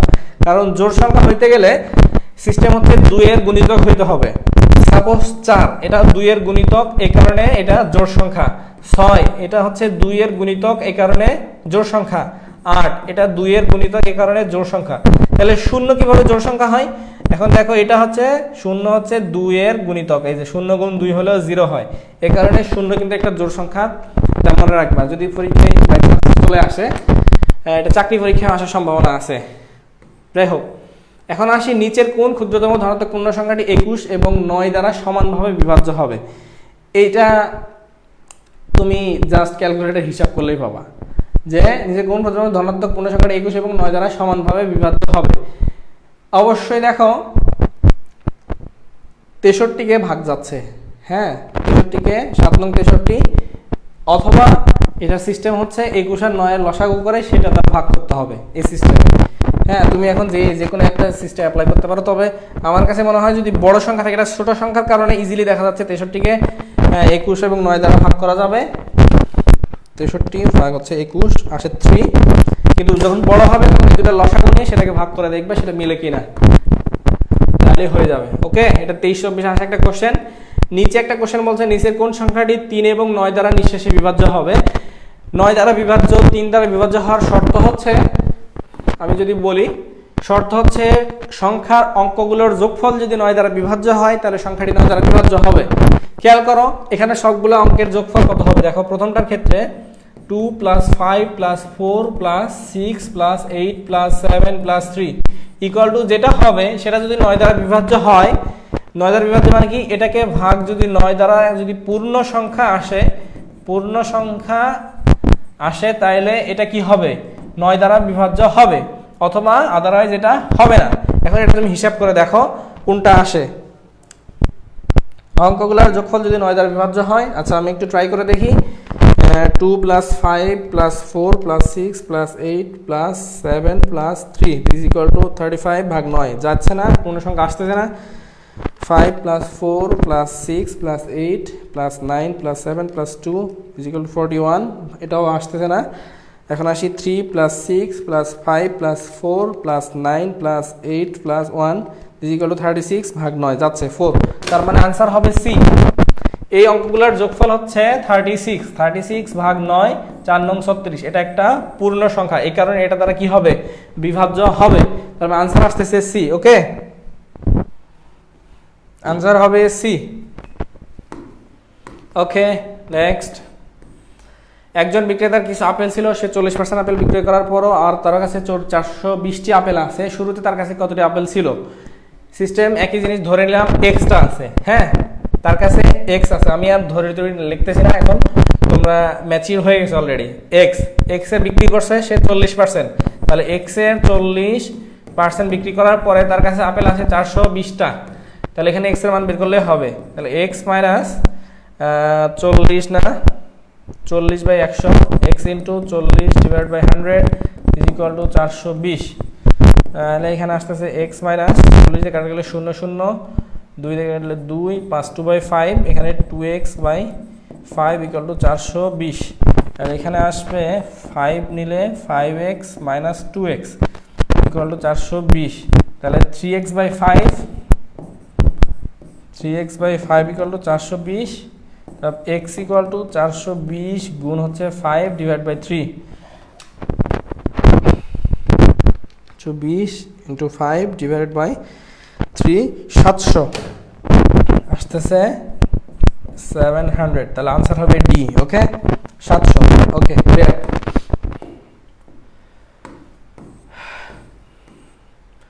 একশো 20 জন ছাত্রের মধ্যে 30 জন ছাত্র ফেল করলে পাশের হার কত? দেখো ফেল করছে কতজন? 30 জন, তাহলে পাস করছে কতজন? পাস হচ্ছে 120 - 30 সে 90 জন না, হ্যাঁ 90 জন। এখন বলছে পাশের হার কত, তাহলে হার বের করতে চাইলে জাস্ট ইজি, হার হচ্ছে নিচে কত টোটাল ছাত্র 120 জন, পাস করছে 90 জন, গুণ 100, এই পার্সেন্ট, জাস্ট কয়েক সেকেন্ড লাগবে। দেখো সি ইউনিটে কিন্তু খুব একটা বেশি কঠিন কোশ্চেন হবে না, যা হবে তুমি পারবা, জাস্ট কনফিডেন্স রাখে। 75% হবে आंसर, 75 ঘ নাম্বার। দেখো কত ইজিলি হচ্ছে, বুঝছো? তোমারও অনেকে পারতেছো এগুলো, হ্যাঁ? ওকে, নেক্সট। 200 এর হাফ পার্সেন্টের সাথে 100 যোগ করলে সংখ্যাটি কত হবে? এরকম ক্ষেত্রে দেখো 200 এর কত পার্সেন্ট? Half percent. তাহলে 200 গুণ হাফ পার্সেন্ট, হাফ মানে তুমি এটাকে 0.5 ধরো, তোমার হিসাবে সুবিধা হবে। তাহলে 0.5 ভাগ হচ্ছে 100, ঠিক আছে? এর সাথে 100 যোগ করলে কত হবে? এর সাথে কত যোগ করতে হবে? 100 যোগ করলে সংখ্যাটি কত হবে? 0 0 0 0, 2 গুণ হাফ করলে হয় 1, 1 যোগ 100, তার এটা হবে 101। আনসার হবে ক নাম্বার, ঠিক আছে? হাফকে 2 গুণ করলে 1, 1 যোগ 100, 101। আনসার উইল বি ক নাম্বার। ওকে, ক্লিয়ার? আমাদের এখন অনেক কোশ্চেন বাকি, আমাদের অনেক দ্রুত আগাইতে হবে। ওকে, কোন সংখ্যার 70% থেকে 70 বিয়োগ করলে ফলাফল হয় 70, তবে সংখ্যাটি কত? কোন সংখ্যাটা ধরি, কোন সংখ্যাটি এক্স ধরার পরে দেখো এক্স ধরলাম, ধরার পরে এক্স এর 70%, কোন সংখ্যার 70% থেকে 70 বিয়োগ করলে, এক্স এর 70% থেকে 70 বিয়োগ করলে ফলাফল হবে 70। বাহ, কত সুন্দর, ইন্টারেস্টিং একটা অঙ্ক। 70% থেকে 70 বিয়োগ করলে হবে 70। খেয়াল করো, x into 70 divided by 100 minus 70 equal to 70। ওকে, তাহলে এখানে 0 0 কাটা, তাহলে 7x by 10 equal to 70 plus 70 equal to 140। তাহলে এখানে দেখো এখন কি হবে, x equal to কত হবে? 140 গুণ 10 ভাগ হচ্ছে 7। 140 গুণ 10 ভাগ হচ্ছে 7, 200। তাহলে x হচ্ছে 200, উত্তর হবে 200 খ নাম্বার। ওকে, ক্লিয়ার? জান্নাতিন 200, আউসাইদ ইফাস 200, আনাইসা তারানো আনিকা 200, ওয়াজিয়া হাসিম 200, নাদিয়া সুলতানা 200। ওকে ভাইয়া, আস্তে আস্তে গেলে ভালো করে বুঝবো ম্যাথ। এখন বুঝতে পারতেছে কিনা দেখো, আমি তো আস্তে আস্তে যাচ্ছি। হ্যাঁ, এখানে অনেক কোশ্চেন থাকার কারণে একটু মাঝে মাঝে স্পিড বাড়াচ্ছি আর কি। দুহা চৌধুরী 200, 200, সবাই 200, ঠিক আছে? ওকে, নেক্সট। একটি নির্দিষ্ট পরিমাণ টাকা এ, বি, সি এবং ডি এর মধ্যে 5:2:4:3 অনুপাতে ভাগ করা হয়। হ্যাঁ, যদি এর প্রাপ্ত টাকা অপেক্ষা 1000 টাকা বেশি হয়, বি এর প্রাপ্ত টাকার পরিমাণ, এখানে এ হবে মনে হয়, এটা এখানে মিস্টেক হয়ে গেছে, এখানে একটা দেখি, যদি এখানে সম্ভবত এ হবে, এ এর প্রাপ্ত টাকা অপেক্ষা, যদি কি বলছে, একটা নির্দিষ্ট পরিমাণ টাকা এ, বি, সি এবং ডি এর মধ্যে 5:2:4 ভাগ করা হয়, যদি এ এর প্রাপ্ত টাকা অপেক্ষা 1000 টাকা বেশি হয়, বি এর প্রাপ্ত টাকার পরিমাণ কত? এখানে কোশ্চেনটা একটু মিস্টেক আছে, টাইপিং মিস্টেক। এটা আসলে আশা করি পারবা তোমরা যারা কোশ্চেন ব্যাংক সলভ করছো। কোশ্চেনটা এই মুহূর্তে তো আমার কাছে এর হার্ড কপি নাই, এই কারণে এই কোশ্চেনটা এখন আপাতত রেখে দাও। এটাও সমীকরণ সাজায় করলেই হয়ে যাবে আর কি। কিন্তু এখানে কোশ্চেনটা এখানে ইনকমপ্লিট আছে, এখানে একটু কিছু একটা হবে, ঠিক আছে? এখানে কিছু একটা হবে, আশা করি এটা পারবা। কোশ্চেন ভুল, হ্যাঁ? ওকে,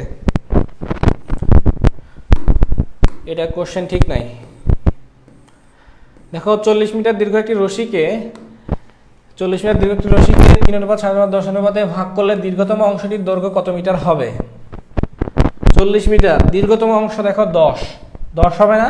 তাহলে দেখো উপরে 10, নিচে সমষ্টি 7 গুণ 3 10, 7 যোগ 3 10, 10 20, নিচে 20 আর এখানে 40, এই যে গুণ করে দাও। সমষ্টি গুণ টোটাল অনুপাতের সমষ্টি, উপরে হচ্ছে সব থেকে বড় কত? 10 দিয়ে ফেলো, আনসার মিলে যাবে। তাহলে 20 দিয়ে কাটলে দেখো 20 × 40, 2 10 20, আনসার হবে 20 খ নাম্বার, ঠিক আছে? দেখো বুঝছো কিনা? জান্নাতেন 20 মিটার 20 মিটার, ওকে বুঝে গেছো, 20 মিটার। নেক্সট,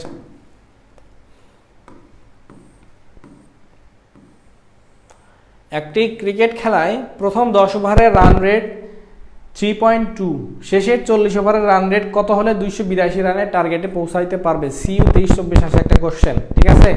দেখো কিভাবে আনসার করবা। বলছে একটি ক্রিকেট খেলার প্রথম 10 ওভারের রান রেট কত? 3.2। তাহলে 3.2 যদি রান রেট হয় তাহলে টোটাল রান কত হবে?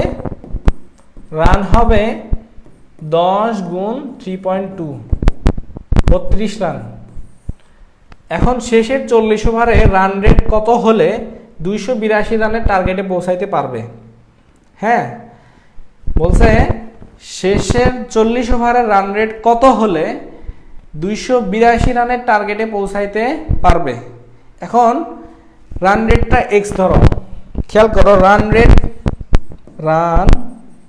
রেট ইকুয়াল টু কি হয়? রান ভাগ হচ্ছে ওভার, রান ভাগ কি? ওভার। এখন বলছে তোমাকে যে শেষের 40 ওভার মানে টোটাল খেলা কত? 50 ওভার।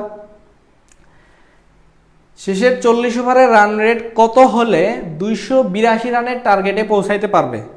তাইলে আমার 282 রান অলরেডি 32 রান হয়ে গেছে, তাহলে থাকে কত দেখো তো? 282 মাইনাস এটা তোমরা পারবা 150 রান। এখন 150 রান করতে হবে। হ্যাঁ, 150 রান করতে হবে কত ওভারে? পরবর্তী 40 ওভারে। 40 ওভারে তাহলে কত হবে? 150 ভাগ 40, 150 ভাগ হচ্ছে 40, 3.75। আচ্ছা, একটু মনে হয় মিস্টেক হচ্ছে। কি বলছে দেখো, একটি ক্রিকেট খেলায় প্রথম 10 ওভারে রান রেট হচ্ছে 3.2। আগে আমাকে বলো রান রেটের সূত্রটা কি হবে বলো। এটা আনসার 6.25 হবে। হ্যাঁ, 10 প্লাস 12 বদলাতে কি একসাথে 32 হয়েছে? হ্যাঁ, দোহা চৌধুরী 250, 200, ও সরি এখানে 250 হবে। হাই হাই, 282 আছে না, 282 মাইনাস 32, এখানে 250 হবে। এখানে 250 ভাগ হচ্ছে 40, 6.25। এই যে এবার ঠিক আছে। থ্যাংক ইউ দোহা চৌধুরী, তোমাকে ভেরি ভেরি ভেরি থ্যাঙ্কস। 250 ভাগ 6.25 হবে আনসার। দেখো এটা বুঝছো কি না? এখানে 250 হবে, এটা খেয়াল করা হয় নাই, মিস্টেক হয়ে গেছে। দেখো একটি ক্রিকেট খেলায় প্রথম 10 ওভারের রান রেট হচ্ছে 3.2, তাহলে প্রথম 10 ওভারের তার রান কত হবে? 10 গুণ 3.2, this is equal two 32 run. হ্যাঁ, শেষের 40 ওভার রান রেট কত হলে 282 রানের টার্গেটে পৌঁছাইতে পারবে? খেয়াল করো, তাহলে শেষের 40 ওভার আছে আর 10 ওভার হয়ে গেছে। হ্যাঁ, শেষের 40 ওভার যদি হয় তাহলে টোটাল রান হয়ে গেছে 32, তাহলে তোমার করতে হবে 282, 282 থেকে 32 বাদ দাও, 250 রান করতে হবে কত ওভারে? 40 ওভার। তাহলে রান রেট হতে হবে 6.25, ঠিক আছে?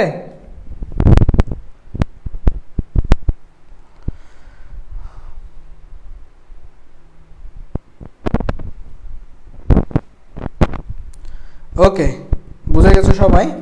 নেক্সট, এগুলো অঙ্ক বিভিন্নভাবে করা যায়, এক্স দিয়ে ধরেও করা যায়, এক এক সময় এক এক সিস্টেমে।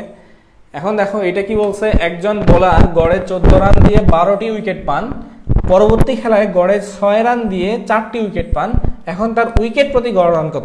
এই গড় রানটা আবার কিন্তু রান প্রতি না, উইকেট প্রতি। হ্যাঁ, যে ওভার প্রতি না, এটা হচ্ছে উইকেট হিসেবে। তাহলে দেখো বলার গড়ে 14 রান দিয়ে কয়টা উইকেট পাইছে? 12টা। তাহলে তার প্রথম ক্ষেত্রে রান কত? 14 গুণ 12, উইকেট প্রতি রান পাইছে 14, 14 গুণ 12, 168 রান। দ্বিতীয় ক্ষেত্রে দেখো কি বলছে, পরবর্তী খেলায় 6 রান দিয়ে 4টা উইকেট পাইছে, 6 রান দিয়ে 4টা উইকেট পাইছে, মানে উইকেট প্রতি 6 রান দিয়ে, ঠিক আছে? তাহলে 6 গুণ 4, 24। খেয়াল করো রান টোটাল কত? 24 যোগ হচ্ছে 168, 192 রান। টোটাল উইকেট কত দেখো? 12টি উইকেট এবং পরবর্তীতে 4টি উইকেট, তাহলে 12 আর 4 16টি উইকেট। তাহলে 192 ভাগ 16 দাও, তাহলে গড় বের হয়ে যাবে, ভাগ হচ্ছে 16, 12। আনসার হবে 12 12। দেখো এটা বুঝছো কিনা? যেহেতু সময় কম, আমি আর এখন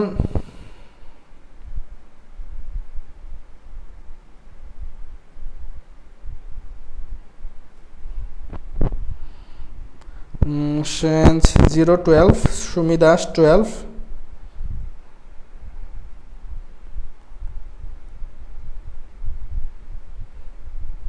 হাবিবুর রহমান হাবিব 12, নাজিফা নিহা 12। ওকে, সবার আনসার 12। নেক্সট।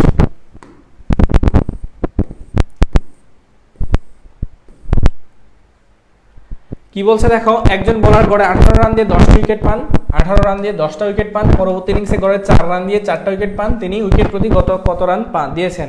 তাহলে এটা আবারও সেম সিস্টেম, 18 গুণ 10, তাহলে এখানে 180 রান, পরবর্তীতে 4 রান দিয়ে 4টা উইকেট পান, তাহলে 16 রান, তাহলে এখানে হবে 196 রান, 196 ভাগ তিনি কয়টা উইকেট দিয়েছে দেখো তো, টোটাল 4টা উইকেট এবং 10টা 14টা, 196 ভাগ 14, 196 ভাগ হচ্ছে 14, আনসার আসে 14। তার মানে তিনি রানটা দিবে হচ্ছে প্রতি উইকেটে 14 রান। ঠিক আছে, সুমি দাস 14, রাতুল আহমেদ কনক 14, নাজিফা নিয়া 14। ঠিক আছে, ওকে নেক্সট। দেখো, একজন ব্যক্তি 1400 টাকায় একটি সাইকেল কিনে উহা 15% ক্ষতিতে বিক্রয় করে, সাইকেলের বিক্রয় মূল্য কত? 1400 টাকায় একটি সাইকেল কিনছে, হ্যাঁ 1400 টাকায় যদি কিনে, এই যে ক্রয় মূল্য কত 1400, কিনে কি করছে 15% ক্ষতিতে বিক্রয় করছে, তাহলে সাইকেলের বিক্রয় মূল্য কত সেটা বের করতে বলছে। তাহলে দেখো, বিক্রয় মূল্য যদি তোমাকে বের করতে বলে এবং তোমাকে বলে দিছে ক্ষতিতে বিক্রয় করছে, ক্ষতিটা কত? 15% ক্ষতি, 15% ক্ষতি, তাহলে 1400 ক্রয় মূল্য মাইনাস 1400 15%, এটা হচ্ছে ক্ষতি। 1400 কত পার্সেন্ট? 15%। এই যে এখান থেকে বের করে ফেলো, 0 0 0 0, তাহলে 1400 মাইনাস হচ্ছে 14 গুণ 15, 14 গুণ হচ্ছে 15, 210, 1400 মাইনাস 210 ইজিক্যাল টু 1190 টাকা। এই যে সি নাম্বার, আনসার হচ্ছে সি। ঠিক আছে, ওকে।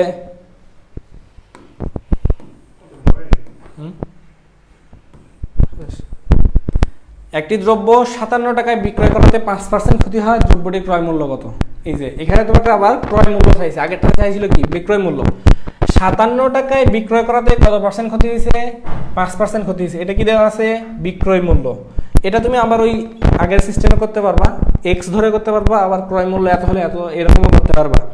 খেয়াল করো, তাহলে 5% ক্ষতিতে বিক্রয় মূল্য কত হবে? 95 টাকা। তাহলে তুমি ধরবা ক্রয় মূল্য 100 টাকা হলে, আচ্ছা সরি, বিক্রয় মূল্য 95 টাকা হলে,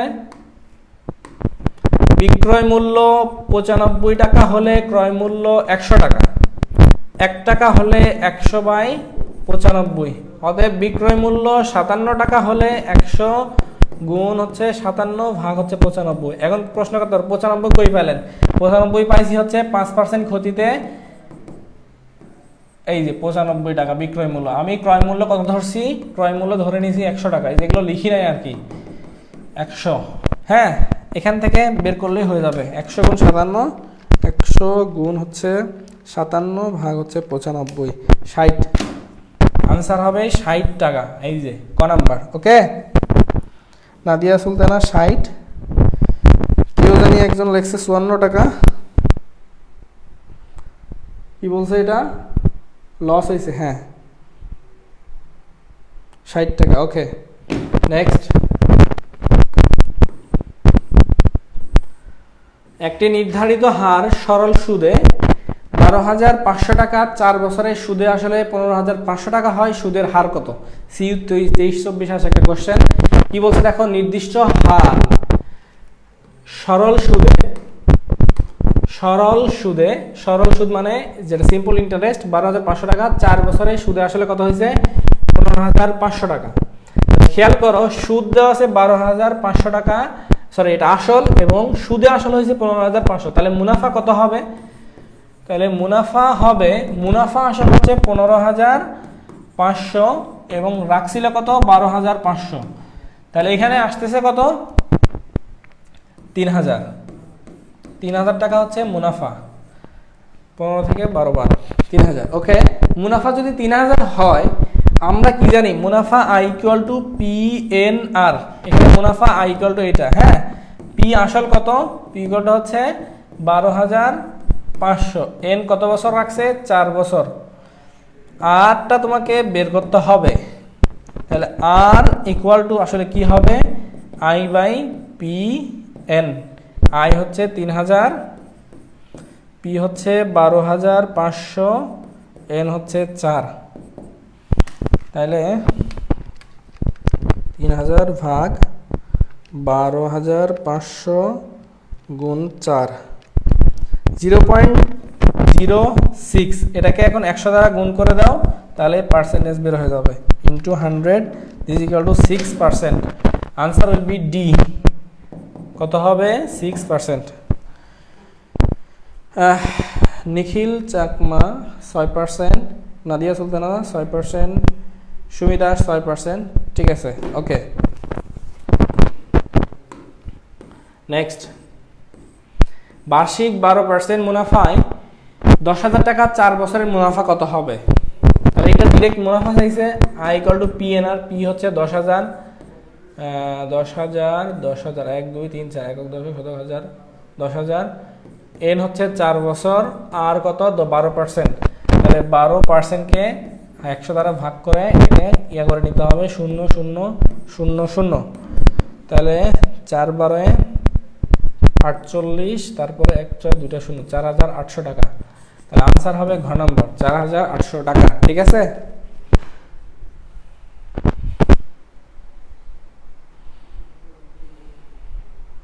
$4,800। আবু সালেহ রহমান 4,800, জান্নাত এন 4,800, শেন্স 0, 4,800, আফিয়া কে 4,000। Okay okay okay, thank you.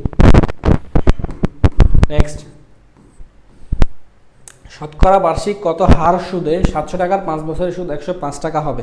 হার বের করতে বলছে ডিরেক্ট। এখন হার দেখো, আই আমরা কি জানি I equal to P N R, তাহলে হার R equal to I by P N. এখানে আই কত, সুদ হচ্ছে 105 টাকা, পি আসল কত 700 টাকা, এন কত 5 বছর। তাহলে এটা জাস্ট বের করে ফেলো। 105 ভাগ হচ্ছে 700 গুণ হচ্ছে 5 is equal two 0.03। 0.03 into 100% is equal two 3%। Answer will B খ 3%। ঠিক আছে, একদম ক্লিয়ার, একদম clear.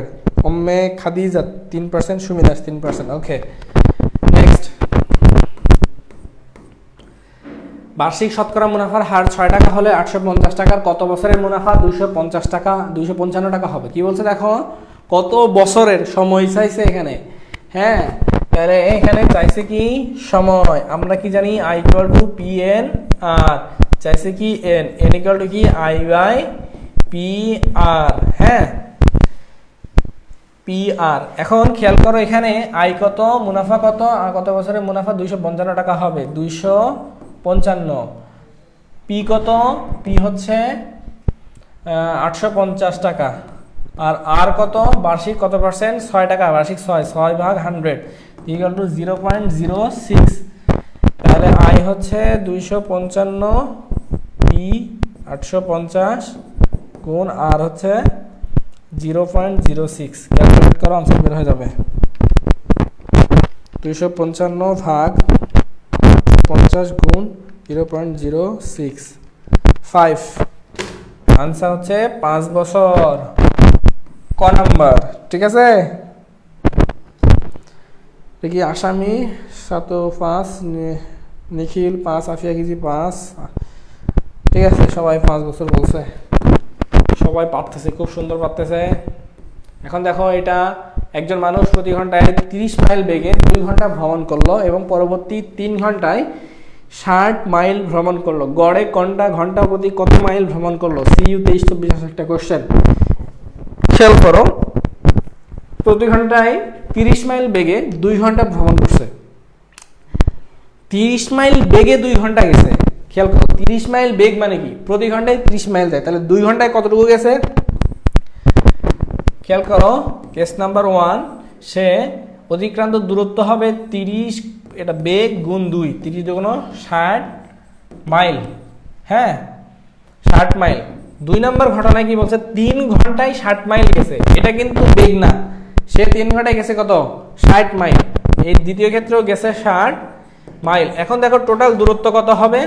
60 plus 60 this equal to 120 mile দূরত্ব। ঠিক আছে, এখন টোটাল সময় কত লাগছে দেখো, 3 ঘন্টা এবং 2 ঘন্টা, 5 ঘন্টা। তাহলে গড় কি হবে? গড় হবে টোটাল অতিক্রান্ত দূরত্ব ভাগ হচ্ছে total time, total distance divide by total time. Distance কত? 120 মাইল ডিভাইড বাই সময় হচ্ছে 5 ঘন্টা। This is equal to maybe 24। 120 ভাগ 5, 120 ভাগ হচ্ছে 5, 24। Okay, 24। Answer will be B number 24। দেখো, এগুলো তোমরা পারো, জাস্ট রিভাইজ করতেছো আর কি। হ্যাঁ, পরীক্ষার আগে তোমার রিভাইজই দরকার, অন্য কিছু না। এখন নেক্সট, দুটি শহরের দূরত্ব 185 মিটার, 185 মাইল। প্রথম 85 মাইল যেতে একটি বাসের 2 ঘন্টা লাগে। হ্যাঁ, কি বলছে? দুটি শহরের দূরত্ব 185 মাইল। প্রথম 85 মাইল যেতে একটি বাসের 2 ঘন্টা সময় লাগে। পরবর্তী 100 মাইল রাস্তা কত সময় গেলে সম্পূর্ণ রাস্তা বাসটির গড় গতিবেগ 50 হবে? খেয়াল করো, তাহলে 25 মাইল যেতে সময় লাগছে কত? 2 ঘন্টা। পরবর্তী 100 মাইল রাস্তা কত সময়ে গেলে, এখন আমি সময়টাকে ধরে নিলাম পরবর্তী x, তাহলে টোটাল দূরত্ব কত? 185 মাইল। প্রথমে গেছে কত? 2 ঘন্টা, পরে গেছে কয় ঘন্টা? x ঘন্টা। তাহলে এটা টোটাল সময় বের হয়েছে। গেলে গতিবেগ কত হবে? 50। এই এখান থেকে জাস্ট x এর মানটা বের করবা, আনসার বের হয়ে যাবে। ঠিক আছে, তাহলে এখানে যদি আমি আনসারটা বের করতে চাই তাহলে কি হবে দেখো, 2 প্লাস এক্সটা গুণ করলে 50 দুগুণ 100x, হ্যাঁ, প্লাস 50 দুগুণ 100, 50 দুগুণ 100 প্লাস 50x ইকুয়াল টু 185। হ্যাঁ, কোনাকুনি গুণ করে দিলাম। এখন 50x ইকুয়াল টু 185 মাইনাস 100, তাহলে 50x equal to 85, x equal to 85 minus 50, 85 ভাগ হচ্ছে 50, 1.7 ঘন্টা। এখন উত্তর দেওয়া আছে মিনিটে, তাহলে 1.7কে 60 দ্বারা গুণ করে দাও, গুণ হচ্ছে 60, 102 মিনিট। এটা হচ্ছে 102 মিনিট। ঠিক আছে,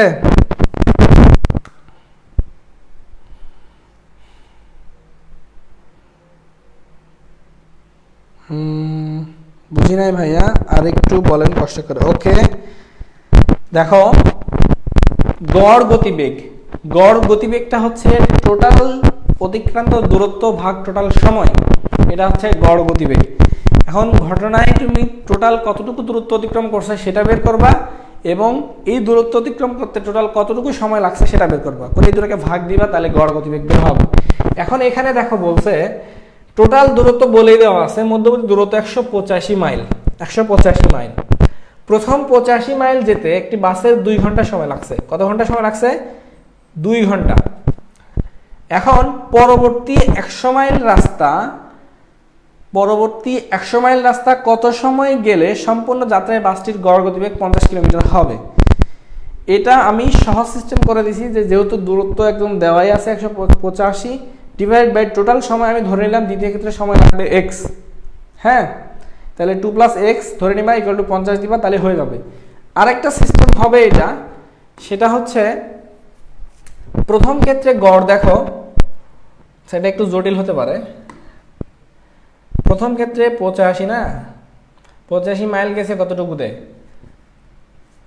2 ঘন্টায় গেছে, এবং পরবর্তীতে 100 মাইল রাস্তা গেছে কত, 100 মাইল রাস্তা কত সময়, এক সময়। তাহলে এটা কি বের হলো, টোটাল 2 বেগের সমষ্টি বের হয়েছে। এই দুটাকে আবার 2 দ্বারা ভাগ করে ইকুয়াল টু 50 দিতে হবে, তাইলে আবার হবে। এই সিস্টেমে করলে হবে, কিন্তু এটা জটিল হবে, আমি ওইটাই প্রিফার করব, ঠিক আছে, এটা জটিল হবে। ওকে, নেক্সট, আশা করছি বুঝছো। একটি ক্লাসে 24 জন ছাত্রের গড় বয়স 14 দেওয়া আছে।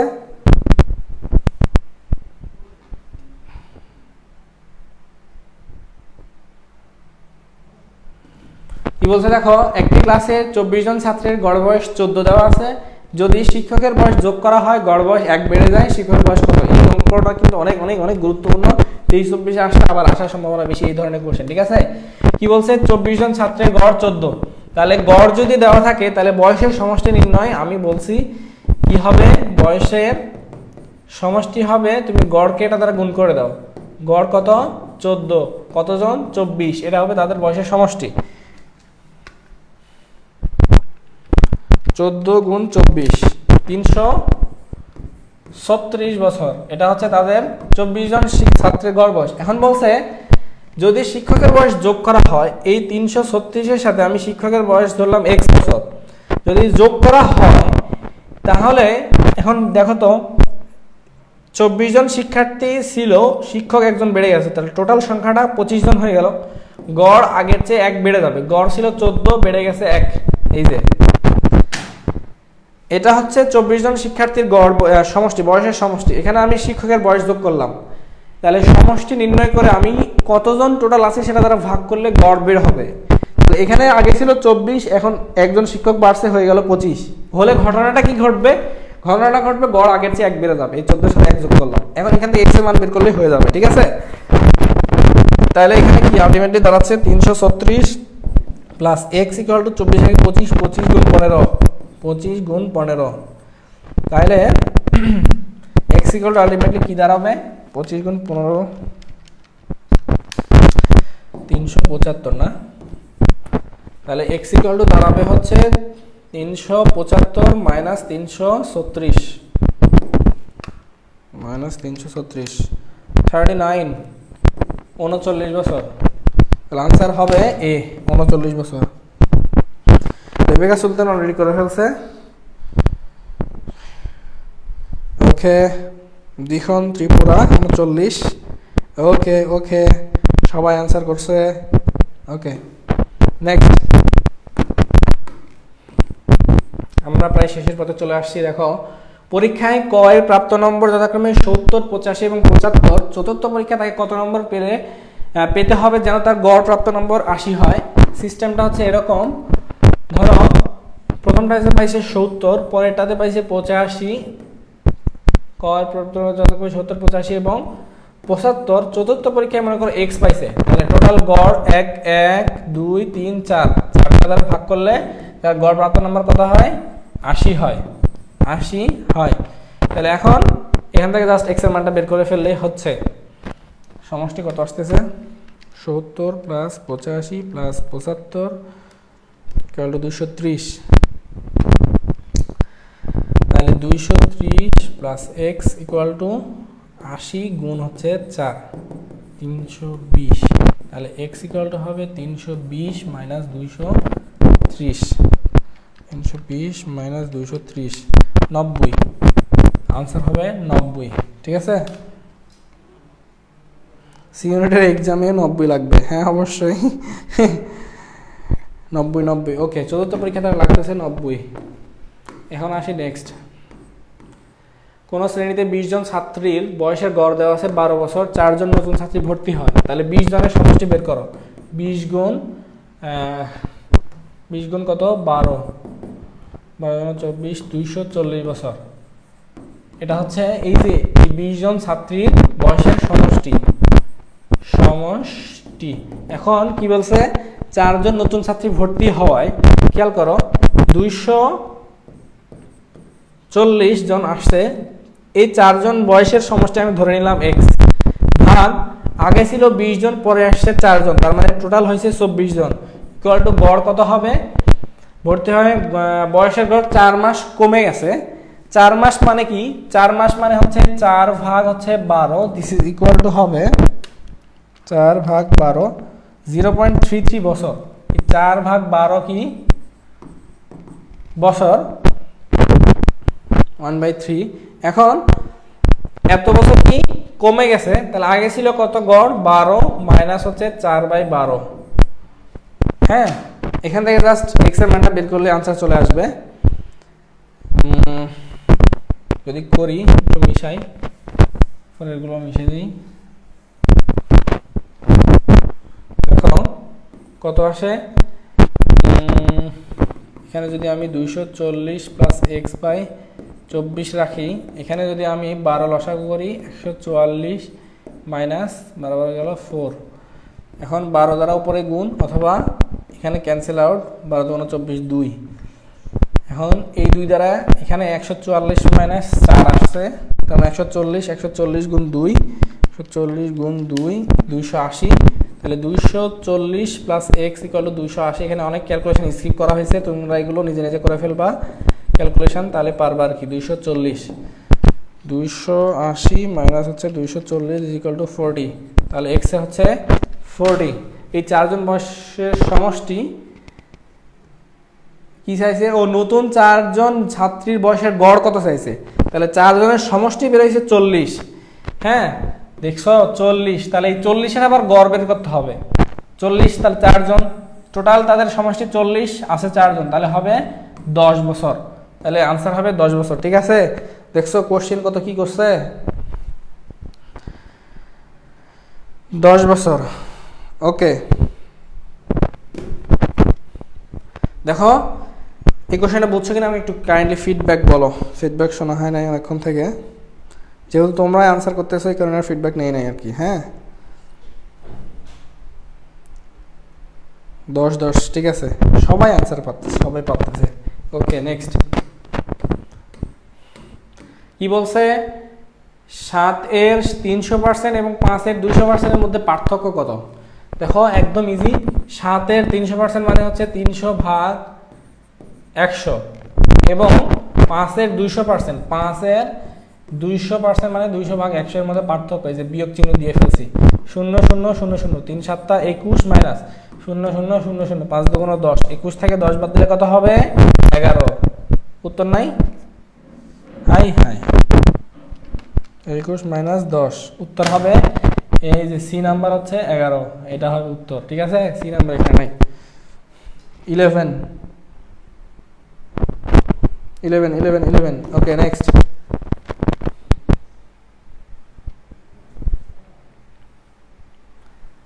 দেখো 20 এর 20% কত,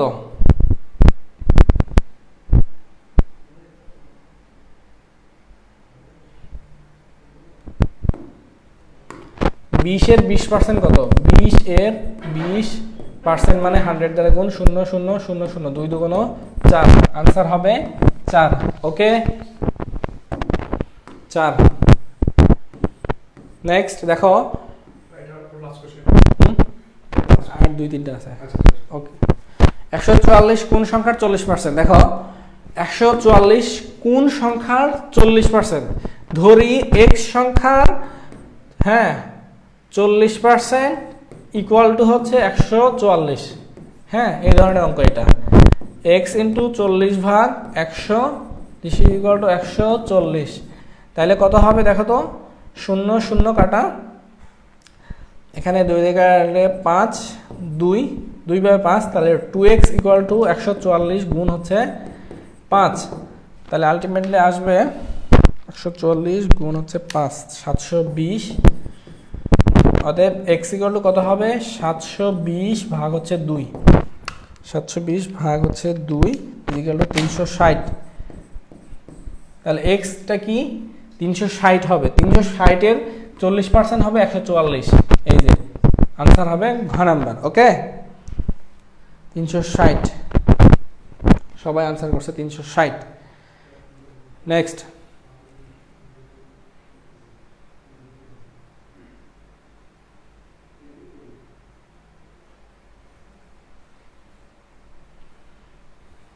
দেখো কি বলছে এটা। রুবেল 8 দিনে একটি কাজ শেষ করতে পারে এবং তার ছেলে 12 দিনে ওই কাজ শেষ করতে পারে, তাদের দুজন একসাথে কত দিনে ওই কাজ শেষ করতে পারবে? এই ধরনের অঙ্ক করানো হয়েছে, করে নিবা। হ্যাঁ, এখানে আসি নেক্সট। মিস্টার জামান একটি ভূমির 5/8 অংশের মালিক, ঠিক আছে।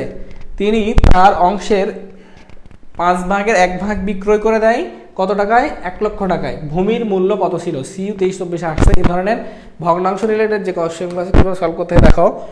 মিস্টার জামান একটি ভূমির 5/8 অংশের মালিক, পুরোটার মালিক কিন্তু না। তিনি তার অংশের, তার যে অংশটা আছে সেই অংশের 1/5 বিক্রয় করে দেন 1 লক্ষ টাকায়।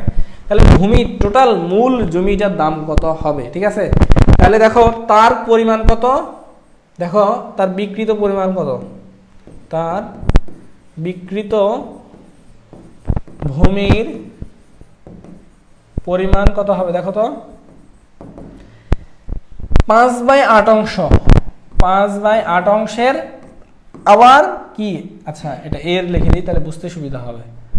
5/8 এর কত? 1/5 অংশ, এর মানে গুণ, তাহলে 5/8 গুণ 1/5, 5 5 কাটা হচ্ছে 1/8। তাহলে 1/8 অংশ, দেখো খেয়াল করো 1/8 অংশের দাম কত? অংশের দাম হচ্ছে 1 লক্ষ টাকা। 1 2 3 4 5, 3 2 1 লক্ষ টাকা। অতএব সম্পূর্ণ মানে কি 1 না, তাহলে 1 অংশের দাম কত হবে? 1 2 3 4 5 ভাগ হচ্ছে 1/8, এটা উল্টে যায় গুণ হয়ে যাবে। তাহলে হবে কত? 1 2 3 4 5, 1 2 3 5 গুণ হচ্ছে 8 ভাগ হচ্ছে 1, তার মানে হবে 8 লক্ষ টাকা। 1 2 3 4 5, 8 লক্ষ টাকা। এটা আনসার আসতেছে 8 লক্ষ টাকা, ঠিক আছে। এটা সিইউ 2324 আসা একটা কোশ্চেন। ওকে, তাহলে এখন আসি এই রিলেটেড আর কোশ্চেন কি আছে দেখি।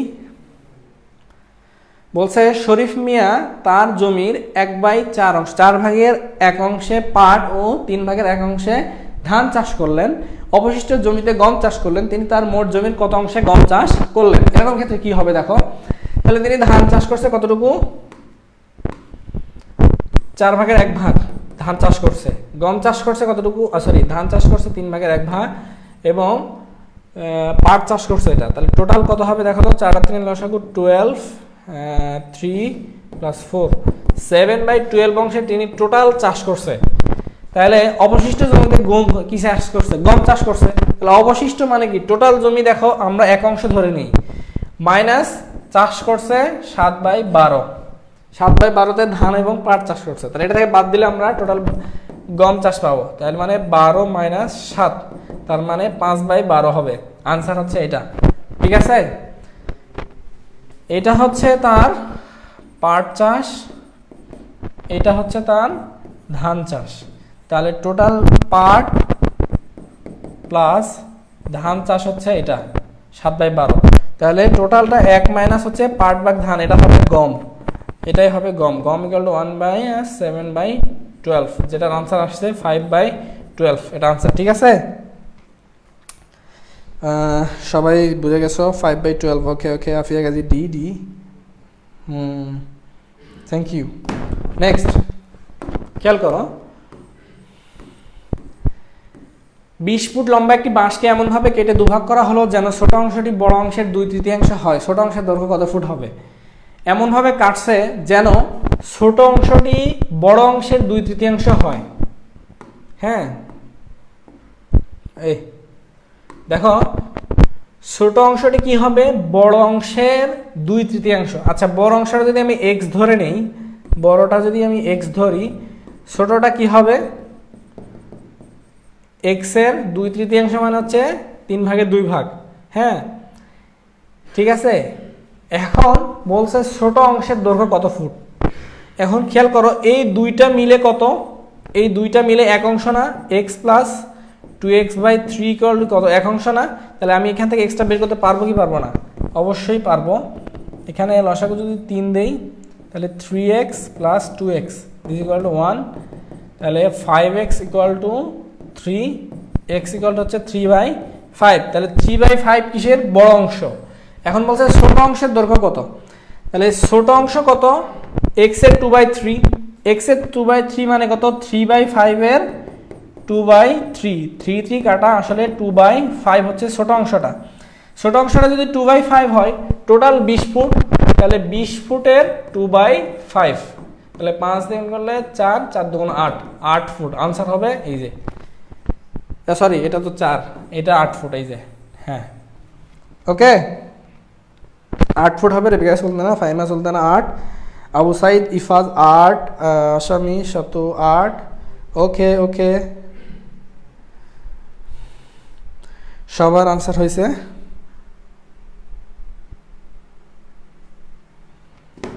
ওকে ক্লিয়ার, এই যে শেষ, অবশেষে কোশ্চেন শেষ। তাহলে খেয়াল করো, দেখো এই টপিকটাতে প্রবলেম সলভিং এর টোটাল আমরা এখানে গত বছর 23-24-এ আসা 15টা কোশ্চেন রাখছি এবং ওই 15টা কোশ্চেনের অনুরূপ 2-3টা করে কোশ্চেন দিছি। খেয়াল কর, 3টা করেও যদি গড়ে কোশ্চেন হয়, 3 পুরাণে কিন্তু 45টা, প্রায় 50টা। খেয়াল করছো, 50টা বা তার বেশি বা কম হবে আর কি, প্লাস মাইনাস 40 থেকে 60-এর মধ্যে হবে রেঞ্জটা, এর মধ্যে কোশ্চেনগুলো আছে। তাহলে এতগুলো কোশ্চেন সলভ করার পর তুমি আমাকে বলো তোমার কনফিডেন্স লেভেল কি বাড়ছে কি বাড়ে নাই? হ্যাঁ অবশ্যই বাড়ছে। তাইলে তোমার এখন কাজটা কি হবে, এই যে অলরেডি প্র্যাকটিস করে ফেলছো, জাস্ট এই টপিকগুলো ধরে ধরে সেম আবার প্র্যাকটিস একদম শেষ করে ফেলো। অবশ্যই দেখবা হ্যাঁ কমন আসবে তো আসবেই, অবশ্যই চান্স হবে।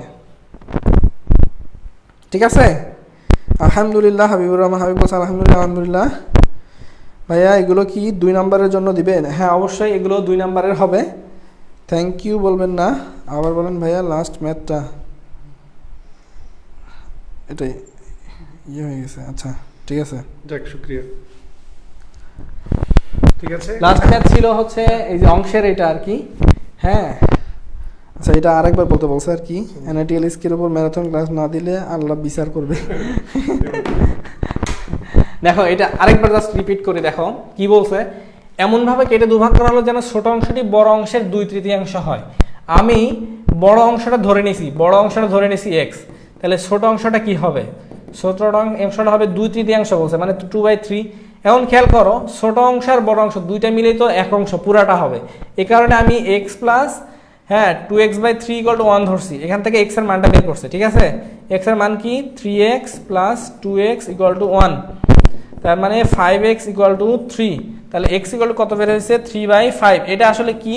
এটা হচ্ছে বড় অংশ। হ্যাঁ, বড় অংশের দৈর্ঘ্য। এখন খেয়াল করো, তোমাকে বড় অংশের দৈর্ঘ্য বের করতে পারলে হবে একইভাবে দেখো 20 × বড় অংশ কত? 3/5। তাহলে 5 × 4 3 4 12, তাহলে বড় অংশ হচ্ছে 12। খেয়াল করো, টোটাল যদি 20 হয়, বড়টা যদি 12 হয়, তাহলে 20 থেকে 12 বাদ দিলে কি পাবা? ছোটটা পাবা। তাহলে এখান থেকেও 8টা বের করতে পারবা। ঠিক আছে, দেখো আমি একই অঙ্ক প্রথমে করলাম এক নিয়মে, এখন করলাম আরেক নিয়মে। এই যে এইগুলো তুমি যেভাবে তোমার মাথায় ধরবে তুমি সেভাবে করবা। ঠিক আছে, ওকে। তাহলে আমাদের কিন্তু সব টপিক শেষ। হ্যাঁ হ্যাঁ একদম 15টার যে ধরনের কোশ্চেন হইতে পারে আর কি। ওকে ওকে, ইনশাআল্লাহ সবাই আসছে, আপনাকে স্বাগতম। ওকে ওকে ঠিক আছে। তো ভাইয়ারা, তোমাদের রাফি ভাই তোমাদেরকে আজকে পাবলিশ হবে এটা ম্যারাথন দেওয়ার চেষ্টা করছে। আশা করি তোমরা অনেকেই ছিলে শুরুতে। আসলে সবাই তো আর চান্স পাবে না, সবাই তো আর স্বপ্নের ক্যাম্পাসে আসতে পারবে না। সবাই স্বপ্ন বলবে যে আমার স্বপ্ন ওই বিশ্ববিদ্যালয়ে পড়া, কিন্তু সবাই তো সেই স্বপ্নের জন্য পরিশ্রম করবে না। যে করবে সে আসতে পারবে সহজ হিসাবে, একেবারে সহজ সমীকরণ। হ্যাঁ অবশ্যই, এটা হচ্ছে সমীকরণ। পরবর্তীতে আমার একটা এইম, তুমি কিন্তু ওরা কিন্তু চাইতেছে, ওরা কিন্তু অ্যানালিটিক্যাল স্কিল যেটা আছে, অ্যানালিটিক্যাল স্কিল অলরেডি আসলে দেওয়া শেষ।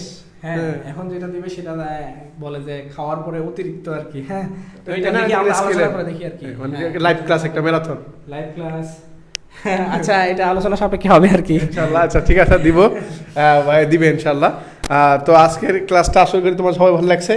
তোমরা ঠিক এই টাইপের পড়াশোনা সুন্দর মতো চালিয়ে যাবা। খুব শীঘ্রই তোমাদের 15 তারিখ পরীক্ষা হবে। তোমরা 15 তারিখ যারা পরীক্ষা দিবা আমরা ক্যাম্পাসে থাকবো ইনশাআল্লাহ। হ্যাঁ ক্যাম্পাসে থাকবো, তোমরা একটু দেখা করে আমাদের সাথে। তোমাদের সি ইউনিটের যে বিবিএ ফ্যাকাল্টি আছে ওই বিবিএ ফ্যাকাল্টির পাদদেশে অর্থাৎ সামনেই আমরা থাকবো, একটু দেখা করে যাও। ঠিক আছে ভাইরা? তো দীর্ঘায়িত তো করবো না, আজকের একটু বিদায় নিই আর কি। হ্যাঁ, আচ্ছা, বিদায়। যেহেতু এদের থেকে না আবার আসবো তো মনে হয় অ্যানালিটিক্যাল স্কিল। Analytical skill। আচ্ছা ঠিক আছে, না, ঠিক আছে, না, তোমার না। সাথে আমার দেখা হবে আর কি। তোমার কথা খুব তো ভালো। তোমার দেখো তোমরা আসলে কিন্তু অন্তিম পর্যায়ে চলে আসছো। হ্যাঁ মূল কথাটা হচ্ছে তোমাদের হাতে কিন্তু সময় নাই, তোমাদের 15 তারিখে পরীক্ষা। এখন এই সময়টা কিন্তু কোনোভাবেই নষ্ট করা যাবে না। তুমি চাইলে যদি এখন কেউ এমন থেকে থাকো যে তোমার এখন কি আছে জিরোতে আছো, তুমি এই ক্লাসটা প্রথম করছো, তাহলে তোমার জন্য আমি বলতেছি তুমি চাইলে এখনো চান্স নিশ্চিত করতে পারবা। সিএনএট কোনো কঠিন জিনিস না, জাস্ট এই টপিকগুলো বারবার বেসিক এখানে ক্লিয়ার, প্লাস তুমি একটু 4-5টা কোশ্চেন একই টাইপের উপর প্র্যাকটিস করতে থাকো। আর যে জিরো তাকে বলতেছি দেখবা কনফিডেন্স বেড়ে গেছে। এই 2-3 দিনেও তুমি প্র্যাকটিস করে কুলাইতে পারবা। ঠিক আছে? আর অ্যানালিটিক্যাল স্কিল তো আরও সহজ। হ্যাঁ এইটাতে তোমরা যতটা ভয় পাচ্ছ আসলে ততটা না। হ্যাঁ এটা তুমি যদি প্র্যাকটিস করতে থাকো তাহলে এটা অবশ্যই কি হয়ে যাবে, সহজ হয়ে যাবে তোমার কাছে। তো ঠিক আছে, তোমাদের প্রতি এই আশা ব্যক্ত করে যে তোমরা প্র্যাকটিস করবা, সেই অনুযায়ী পরীক্ষায় ডেলিভারি করবা এবং চান্স পাবা ইনশাআল্লাহ। এই আশা ব্যক্ত রেখে আজকের ক্লাস আমি এই পর্যন্ত শেষ করছি। সবার জন্য শুভকামনা রইল। আসসালামু আলাইকুম সবাইকে।